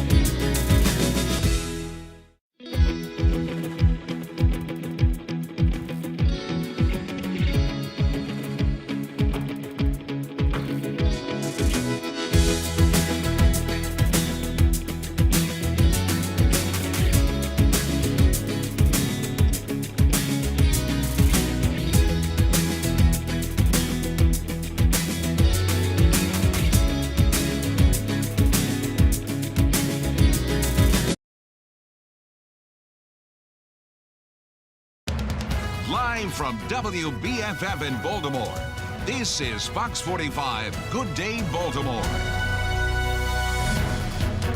Welcome back to Fox 45 Good Day Baltimore. It's Wednesday, March 13th, 1 month from your birthday. It is, yeah, that's right. Yet another one, I know. Woo. Yay! morning. Thanks for joining us. I'm Megan Gilland. I'm Tom Rogers. Yeah, we will be eating cake in about 4 weeks. But before we get there, we need to get through almost summer-like conditions. Meteorologist Justin Chambers here with a look at what we can expect. That's right. That's when you can have cake and sugar, Tom. There you go. On your birthday, you have to be able to have that. Good morning to you guys, and good morning to all of you as well. Appreciate being with us live and local through 10 o'clock this morning. Looking outside right now, overall, it's not bad. We do have a little bit of cloud cover, so obscuring that sun just a bit, and that's how it'll be at least for the next few hours. We do expect to see more blue skies and sunshine as we head toward the afternoon. Either way, our temps are going to climb no matter what. We're already back up to the upper 40s. Woodlawn, Baltimore over to Rosedale, 54 in Dundalk, 51 your temp in Brooklyn Park. So temps climbing, almost 60 by 11 a.m., lower 70s by 1, and we'll see those mid 70s in that 2 and 3 o'clock hour. That westerly wind helping to bring those temperatures to the warmer spots. Upper 70s on Thursday and Friday. Some of us real close to that 80-degree mark potentially across parts of Maryland. But we do have some colder temperatures to deal with next week. We'll take a closer look at that in the 7 and 10-day forecast in just a few. Thank you, Justin. In a city in crisis, a recent rash of violence in Baltimore City is leaving residents on edge. Check out this map here. This shows the 6 shootings the city has seen just in the past 24 hours. One of those shootings happened in the middle of the day as witnesses looked on. Yeah, a 33-year-old man was shot and killed while out for a walk near Patterson Park. Witnesses say a group fired several rounds and then sped away, leaving the victim to die at Chester and Baltimore Streets. Killing marking the 3rd homicide in the city's Southeast District in just the past 48 hours. I think it's absolutely mind-blowing that a potential murder could have been in this neighborhood. It does leave my anxiety to be very high at this point. Well, so far, no arrests have been made. Anyone with information on any of these shootings urged to contact police. In your Session 2024 coverage, state senators demanding transparency from the Department of Juvenile Services, proposing a policy that would require the department to be more open about the children who are under their supervision. The bill calls for DJS to submit reports on each child who is shot, killed, or who shot someone else. The department would also be required to report how it responded to those incidents. Well, Senator Corey McCray sponsors the bill, stating that the frustration stems from a strained relationship with DJS Secretary Vincent Schiraldi. When our young scholars are engaged or involved in something, whether it's a shooting, non-fatal shooting, or homicide, it's our responsibility as adults to make sure that we're thinking about what does the after action, how are we wrapping our arms around these young scholars, and how do we make sure that they have the tools and resources to be able to move forward. Are you hopeful that DJS will comply and that there will be a report by December 1st? I believe that they'll comply, and I think that we'll be in a better situation. We get the same type of information for adults with Department of Public Safety. I think that we can move in a better posture with DJS and our juveniles. Now, the Senate could vote on this proposal as early by the end of this week. Another plan on the table that lawmakers hope to address focuses on climate. Now, Olivia Dance is joining us live this morning with more on the debate on what should be included in that multi-million-dollar plan. Olivia. Yeah, Megan and Tom, the League of Conservation Voters is a group looking to push several climate solution bills forward. But with lawmakers looking to pinch pennies, it's unclear if some of these bills will actually get the green light. We can chew gum and walk at the same time and get more done with the limited taxpayer dollars we have to invest in our critical Chesapeake Bay goals. We have to invest more in climate solutions, and the state budget is tight. We can't afford to keep throwing our money away on trash incinerators. From the Brighter Tomorrow Act to the Reclaim Renewable Energy Act, calling to stop classifying burning trash as renewable energy, or even the Watershed Act, the concern is how to pay for these plans given the state's billion-dollar budget deficit in just a few years, especially as the State Department of Environment rolling out a plan for clean electricity for all Marylanders by 2035 is among other climate change proposals. The problem, though, the $1 billion price tag. But the reality is Maryland lawmakers already committed the state to moving on some of these climate goals, like reaching 100% clean energy by 2035. To serve as a down payment of sorts, Governor Wes Moore is setting $90 million aside for the state's climate goals in the state budget. That budget proposal is likely to change, though, and so far it's unclear if that down payment will be realized this year. The big deadline in front of us is 2031, which is 9 years away, and the Maryland General Assembly set that goal. So if we're going to achieve that goal, we've got a lot of work to do. Now, most of these clean energy bills are stuck in committee, and next week is crossover day. So without action on these plans soon, the bills could be dead. But for now, reporting live in Baltimore, I'm Olivia Dance, Fox 45. Good day, Baltimore. Thank you, Olivia. Happening today, Mayor Brandon Scott is set to sign multiple bills into law today at City Hall. One of them being the Inner Harbor Charter Amendment, meaning that it will go to voters in November. The trio of bills are set to overhaul a struggling harbor place. The $500 million project, led by developer P. David Bramble of MCB Real Estate, is expected to have a mix of retail, residential, and public space. The vote to transform Harbor Place passed with a majority support last week. There is some opposition, especially when it comes to the potential housing units. A group called the Inner Harbor Coalition tells Fox 45 News it agrees the space needs upgrades, but feels the current proposal is not the right fit for Baltimore City. Coming up, ahead of the busy spring break travel season, the CDC expanding voluntary COVID testing at U.S. airports. The questions travelers will be asked if they take part. As we head into break, take a moment to join us outside. We're taking you there live right now. Things are continuing to warm up. We'll climb into the 70s again today, but where is the sun? It seems a little hazy. Still ahead when rain could cool things down. 9:37, you're watching Fox 45. Good day, Baltimore.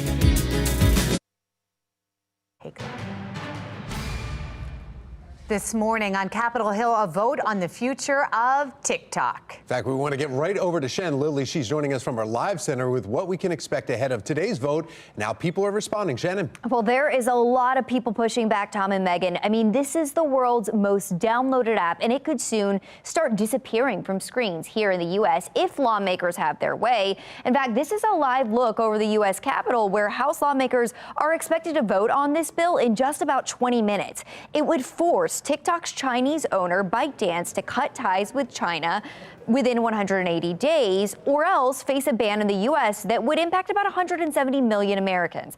TikTok has called the bill an attack on users' free speech, but U.S. officials largely agree that the platform poses a major national security risk.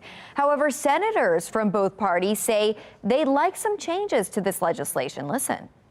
I'm not sure that this is the answer, but if the House passes a bill, look forward to joining that debate and discussion. Well, I still have concerns about naming a specific company in legislation, but it feels like this House bill has momentum. We know that people enjoy the platform. We know small businesses use the platform. But having, the Chinese Communist Party have access to data, have the ability to push messages and push propaganda does put our security at risk.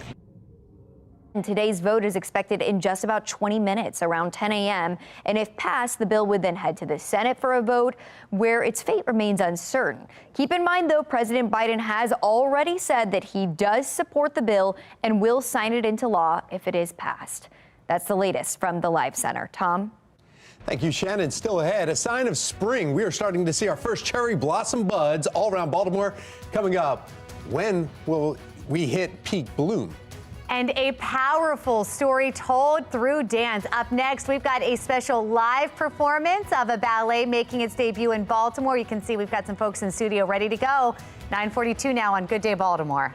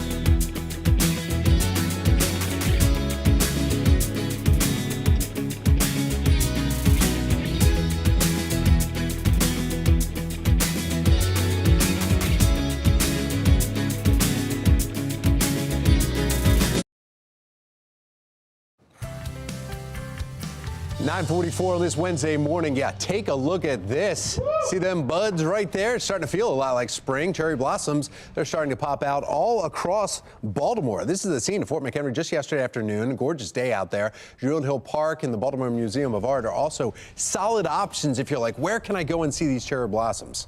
Well, you don't have to go to D.C. You can stay here in Baltimore. Peak bloom is just around the corner. Typically in this region, cherries bloom in the late March to early April time period. The earliest, as far as we've been tracking, has been March 15th, and the latest, I think, is April 18th, somewhere around there, mid-April. So anywhere between mid-March and mid-April. This year, we are predicting March 23rd as peak bloom. Yeah, well, we can tell it's a little earlier this year because our allergies are kicking in.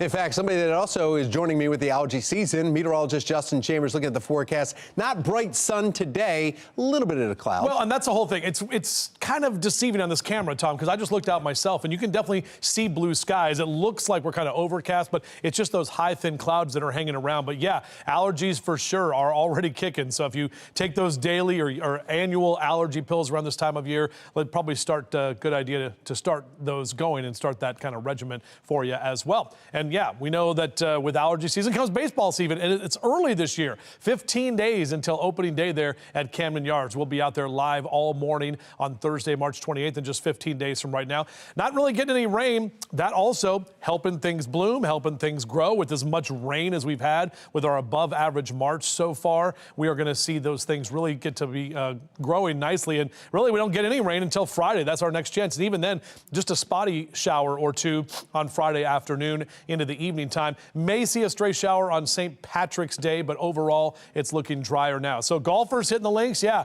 not have to deal with the wind today with mid to upper 60s through noon into those low to mid 70s. A good day to be outside as well. Carroll and Baltimore counties, your highs in the low to mid 70s for you today. Some of us about 20 degrees above average, even on the eastern shore. My friends over in Rock Hall and Chester, close to 70 degrees. Chestertown, Centerville in those lower 70s down through Easton there in Talbot County. Now, our temperature tracker can see we're well above average through the end of the week. Even this weekend, our temps drop into the 60s on Saturday and Sunday, but it's really next week where that big drop is going to be more noticeable, considering we're in the 70s now and we're back to the upper 40s and lower 50s by next Tuesday. Here's our future scan. Staying dry here. Again, a few of those high clouds hanging around for the next couple of days. It's Friday before any of that rain actually is going to start rolling in. And it's mainly going to be, as I mentioned, Friday afternoon. Saturday's dry, and most of St. Pat's on Sunday is going to be dry too. May see a stray shower, but other than that, we're looking good. We'll track your 10-day forecast coming up in a few.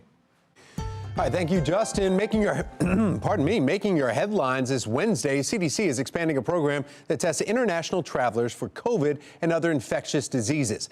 The program launched in 2021, asking arriving passengers to volunteer to have their noses swabbed and then answer questions about their travel. It's currently operating at 6 airports, and now that it's being expanded to a total of 8, including nearby Dulles International. Inflation was stronger than expected last month. The Consumer Price Index rose 3.2% in the year ending in February, stronger than forecast and up from January. Core inflation on an annual basis, excluding food and energy, rose 3.8%, which is an improvement from 3.9% in January. Meanwhile, small business owners, they're expressing less confidence in our economy. They say the future path of inflation has returned as a top concern because the prices of services are still high. The National Federation of Independent Business Optimism Index declined in February to 89.4%, down from 89.9% in January. It's an all-new episode of the hit Fox show, The Masked Singer, and it's on right here, Fox 45 tonight. It's also the first themed episode of the new season. And guess what? Tonight, The Masked Singer takes viewers on a trip down the yellow brick road. We're talking about The Wizard of Oz theme night. Judge Jenny McCarthy-Wahlberg says host Nick Cannon's big entrance is a must-see. It's one of the most dramatic entrances, I think, that Nick has ever done on the show. They go all out. When you see like the house and the bad witch, what happens? Like it's next level. Even Toto makes an appearance. Think Cannon will be the good witch? Oh, no, Jenny is. All right, well, tonight, 4 new celebrities will be performing and then celebrating iconic moments from the legendary film. Season 4 contestant Leanne Rimes, a.k.a. The Sun, returns to sing a special rendition of Somewhere Over the Rainbow. You can watch that tonight right here at 8 o'clock on Fox 45.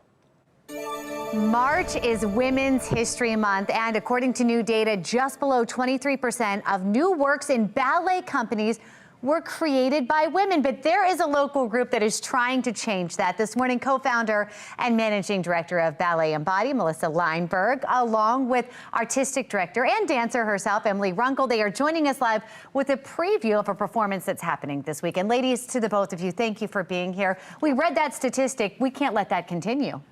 Yeah, so Ballet Embody and Ballet 58 are committed to encouraging, supporting, and promoting female choreographers, and Women's History Month is a great way to recognize that.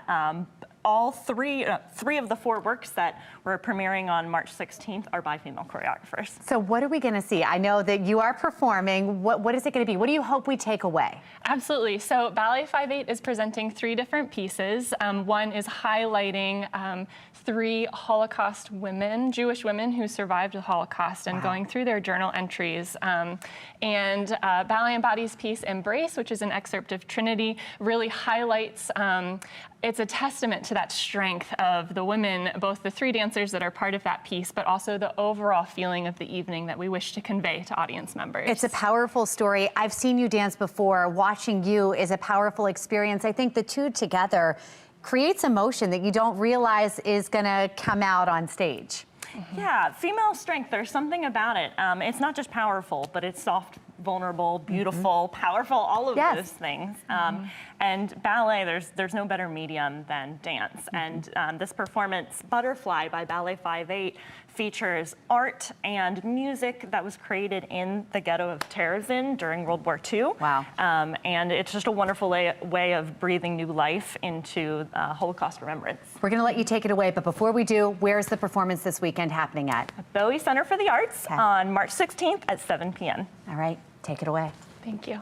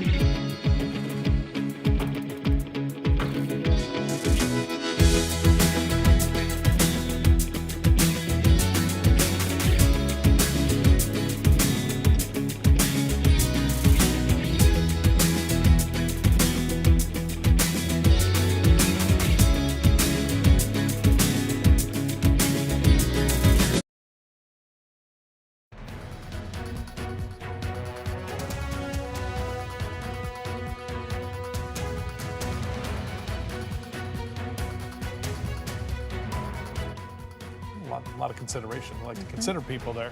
Our 10-day forecast, well, we got 70s, we got 60s, we got 50s, maybe some 40s by next Tuesday.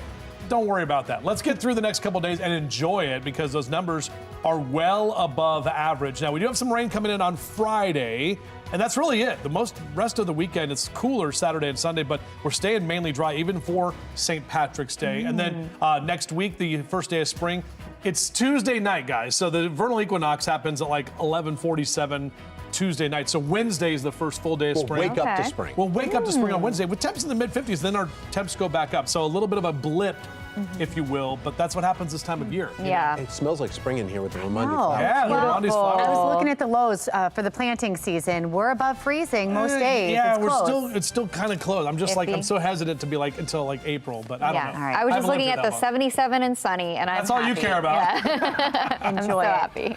All right. I've always been told in Maryland, wait until a Mother's Day before you put plants in the ground because there's always a freeze that can get them. So, Yep. Oh, Mother's really? Day. Mother's Day, it seems late. I know. And every year, except for last year, I've been caught because it's like, I put them in, you're excited because you have a week like this, and then or you could just cover them up, just have that sheet ready and go cover them. You're supposed to. Have a great day. We'll see you tomorrow. Bye.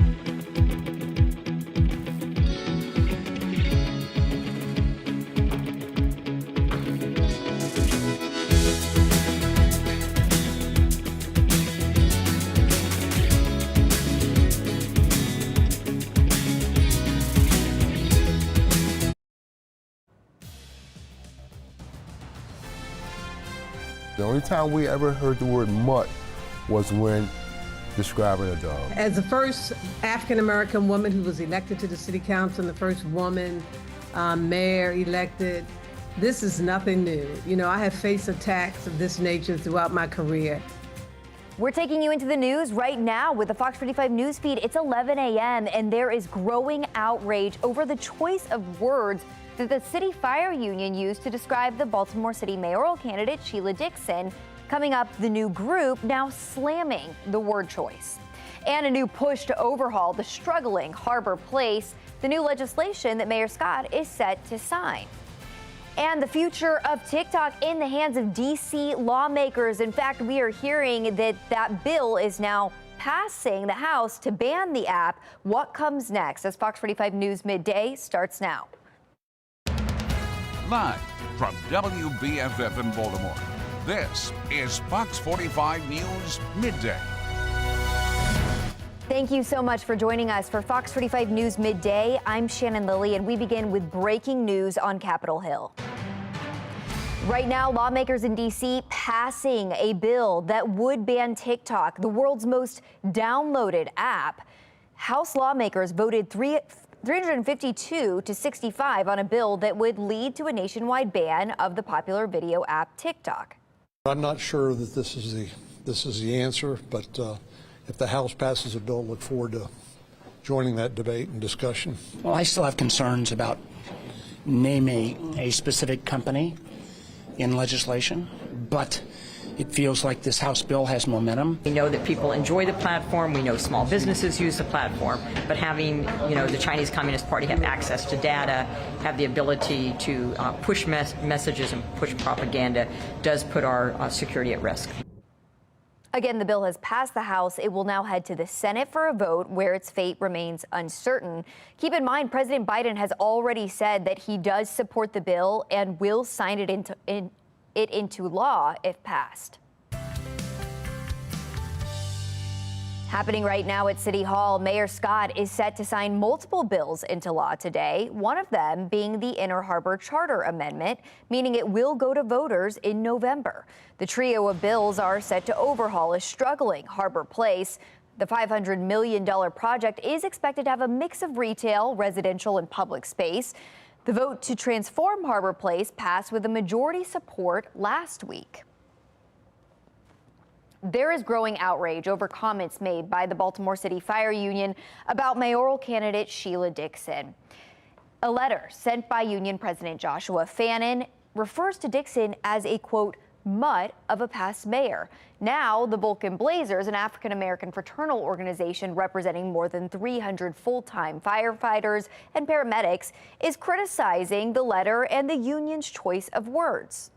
Certainly they could have used a better term than mutt to describe Miss Dixon or any other female or any other candidate. It was the only time we ever heard the word mutt was when describing a dog. The fire union made the comments in an email to Baltimore County firefighters on Friday, asking them to attend Monday's endorsement announcement for current Mayor Brandon Scott. Olivia Dance brings us a closer look at the fallout. Well, despite the fire union being critical of the Scott administration, Baltimore firefighters all across the city here are now endorsing Mayor Brandon Scott. But this morning, Bill Jones, president of the Vulcan Blazers, is questioning that endorsement and an email sent by the fire union president, Joshua Fannin. The Vulcan Blazers represent more than 300 full-time firefighters and paramedics in the city. During their monthly meeting, an email written by Fannin and sent to John Sabega, president of the Baltimore County Fire Union, was top of mind. In the email obtained by Fox 45 News, Fannin invited members of the Baltimore County Fire Union to Monday's event where the city union endorsed Mayor Scott. The email reads in part, quote, "The Baltimore locals are engaged in an epic struggle this election year 2024 between a fire department friendly incumbent and a mutt of a past mayor," end quote.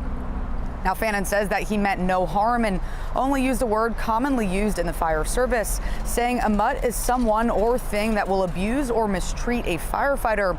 But the word is triggering reaction from mayoral candidate Sheila Dixon. Clearly, I would have used a different term. I mean, I would have focused on your candidate that you support and why you support him.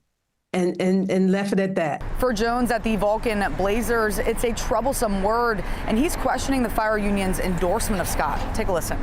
It was appalling. It was disturbing. And it looks like the communication that they sent out was to someone in Baltimore County to come in and give them a hand, because apparently the demographics they were looking for in support of Mr. Scott wasn't what they were getting. Of course, you can read that full email sent by Fannin on our website, foxbaltimore.com. But for now, reporting in Baltimore, I'm Olivia Dance, Fox 45 News, Midday. Thank you, Olivia. When asked about the letter, mayoral candidate Sheila Dixon says the comments speak more of the writer's character than her own. As the first African-American woman who was elected to the city council and the first woman mayor elected, this is nothing new. You know, I have faced attacks of this nature throughout my career. And to use derogatory terms like that, I think, is degrading, and it just reflected of those individuals who sent the letter out. Fox 45 News will continue to follow any new developments in this story. You can find our complete coverage online at foxbaltimore.com. 11:06, and here's our look at today's top trending stories. Trending number one, in a city in crisis, a recent rash of violence in Baltimore City is leaving residents on edge. There have been 6 shootings in just 48 hours, and 3 people have died. One killing happened in the middle of the day as witnesses looked on. A 33-year-old man was gunned down while on a walk near Patterson Park. Witnesses say a group fired several rounds and then sped away. I think it's absolutely mind-blowing that a potential murder could have been in this neighborhood. It does leave my anxiety to be very high at this point. The killing marks the 3rd homicide in the city's southeast district in the past 48 hours. Trending number 2, 2 people were killed and a 3rd injured in a shooting at a recording studio in Laurel. Sources tell our Sinclair sister station in Washington, D.C., the shooting stemmed from an argument between 2 rival groups. The 3rd victim was taken to the hospital for treatment. Trending number 3, a new warning from Howard County Police after a woman was attacked on a jogging trail in Centennial Park in Ellicott City. Police tweeting about the incident, saying a man in a black cloth medical mask and a plain black baseball cap grabbed the woman from behind and hit her around 6:30 yesterday morning. Police say they are increasing patrols in the park and are encouraging everyone to be on the lookout for anything suspicious. Trending number 4, if you're out near the Ladue Topiary Gardens in Moncton today and see smoke, don't worry, it's part of a prescribed burn of the meadows. The garden posted those photos on their Facebook page, and they're from the garden's controlled burn in 2022. Following today's burn, the gardens will be closed until April 1st, but when they reopen, the meadows will be green again. Still ahead, spring break will be here before you know it. Coming up, one simple way to save money when you're traveling. And one cruise line is rolling out a new monthly subscription service. How much they're charging for unlimited monthly cruises. But first, the Supreme Court is extending a pause on a controversial immigration law in Texas. The new enforcement date coming up. And we are getting a taste of spring this week. High temperatures expected to soar into the mid-70s today. I'll let you know exactly how long this warm stretch is going to last in a couple of minutes on Fox 45 News Midday.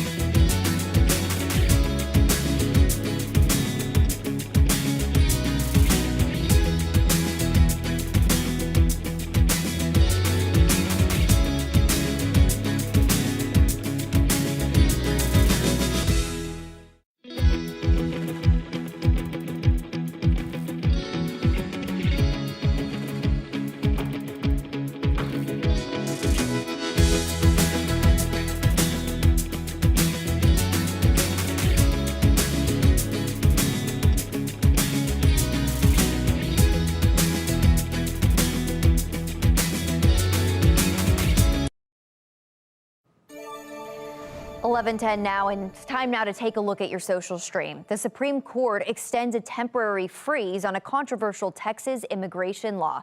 The SB4 bill would have gone into effect today. It's a law that allows state law enforcement to arrest people suspected of entering the U.S. illegally. The implementation of the law will remain paused until Monday, March 18th, giving the court additional time to review the case. Earlier this month, the Biden administration and others asked the Supreme Court to block the measure. And now people are responding.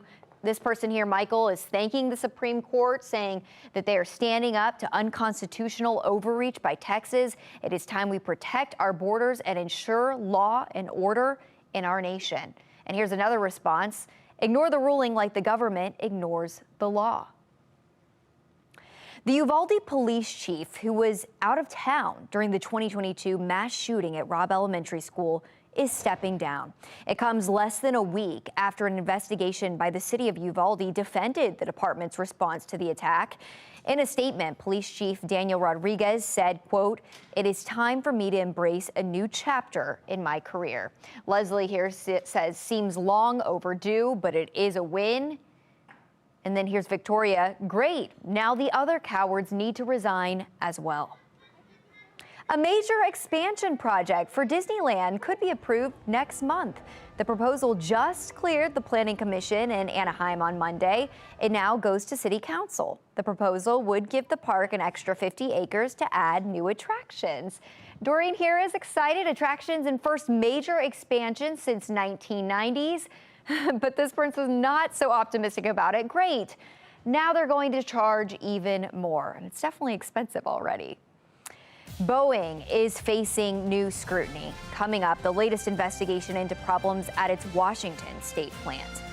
But first, a program to track COVID cases at U.S. airports is expanding. Just how many airports are now taking part ahead? Coming up at noon is Karamo, then at 1 it's Sherry, followed by Hot Bench at 2. It's 11:12. You're watching Fox 45 News Midday.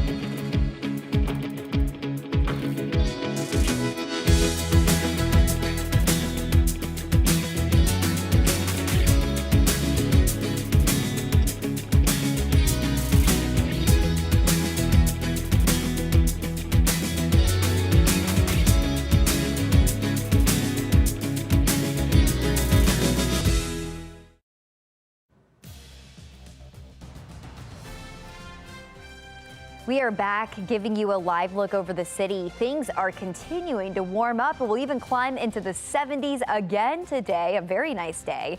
Coming up, though, when rain could cool things down again. More on that when we check in with meteorologist Amy Aronson. That's in just about 5 minutes. Just in, a new push to prevent hate crimes in Maryland. Leaders in Montgomery County just announced $900,000 in grant money to help local nonprofits and faith-based groups enhance security and deter hate crimes. Federal data shows hate crimes in the U.S. have jumped 36% since 2021. In your Session 2024 coverage and happening today in Annapolis, there's a planned rally in support of the state's Empower Energy Efficiency program. House Bill 864 is currently up for debate. It would expand benefits to low-income families in Maryland while also investing in more energy-efficient programs. Today at noon, supporters are set to rally in support of the reform bill. Also developing in Annapolis, a new bill would allow students to carry and administer the overdose reversal drug Narcan at schools across Maryland. We know that there's so many students across the state that want to be able to be trained and carry naloxone to potentially save a peer's life. In this state, this piece of legislation guarantees them the ability to do that without getting in trouble. Why is it an issue that is so important to you? Because I've had friends and family overdose. Opponents argue students will be traumatized if they have to administer Narcan on another student, but supporters say students shouldn't have to feel helpless if they see signs of an overdose.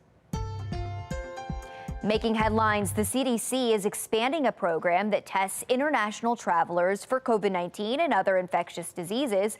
The program, launched in 2021, asks arriving passengers to volunteer to have their noses swabbed and answer questions about their travel. It's currently operating at 6 airports, but now that's being expanded to a total of 8, including nearby Dulles International. We're getting a better look at just how much that Boeing door plug blowout on an Alaskan Airlines flight last month cost the company. Alaska Airlines says profitability dropped by at least $150 million due to the Boeing blowout. The incident led to the grounding of the 737 MAX fleet in January and early February. The carrier has returned its fleet to service and says it still expects to have a profitable first quarter compared to the same period last year. Meanwhile, the FAA says it's uncovered dozens of problems at Boeing facilities. According to preliminary findings, many of the issues stem from failure to follow approved manufacturing processes and keep proper quality control documentation. Auditors found out of 89 product audits, Boeing failed 33 of them. Coming up tonight on Fox 45 News at 4, Fox 45 is continuing our investigation into the Safe Streets program, why recent comments from Mayor Scott are raising questions about how Safe Streets employees can handle mediations. Then at 5, a runner attacked on a trail in Howard County, why some residents are raising concerns over similar incidents as officials urge people to remain vigilant. And at 6, concerns over a recent endorsement for Mayor Scott's re-election campaign, the red flags being raised surrounding local fire unions. You can get Fox 45 News in a flash through your Amazon Alexa or Echo. We now deliver your local headlines and your forecast in less than 2 minutes. If you have an Amazon device, just tell it to enable Fox 45 Baltimore. It is 11:18 and time now for today's talking point. It appears there's a monthly subscription for just about everything, even cruises. Virgin Voyages is testing out a new monthly subscription service. The pass starts at just under $10,000 for 4 month-long cruises. The cruise line is targeting remote workers, saying the ship offers Wi-Fi. Travelers also get a daily coffee credit, access to a private rooftop, as well as wash and fold laundry service. Mark Clark with Be More Lifestyle is here now. I mean, Mark, this would be amazing to have this kind of luxury. You know, just imagine having a job where you can just be on a cruise ship and do all your work virtually. Sounds really nice, doesn't it? I mean, I think it is tapping into this kind of new world we're in, because you're right. Yeah. At first, you're like, who has time? Yeah. Then you're like, well, if you're a remote worker, you drop the 10,000. And like you say, oh, yeah, I'm working from Brazil this week, you know. Yeah. It's kind of, I mean, it is kind of an insight into a new way of, I think we are going through an adjustment, new way of thinking about work, new way of thinking about everything. So at first, I was going to be a hater. I was going to be like, who got time for that? Who's going to do that? But again, if you're not a 9-to-5er and you are sitting at home, it's hey, a great opportunity. You know? I mean, I feel like you already hear about people traveling, you know, who are working remote. So I'm on my boat. Yeah. Yeah. And you can take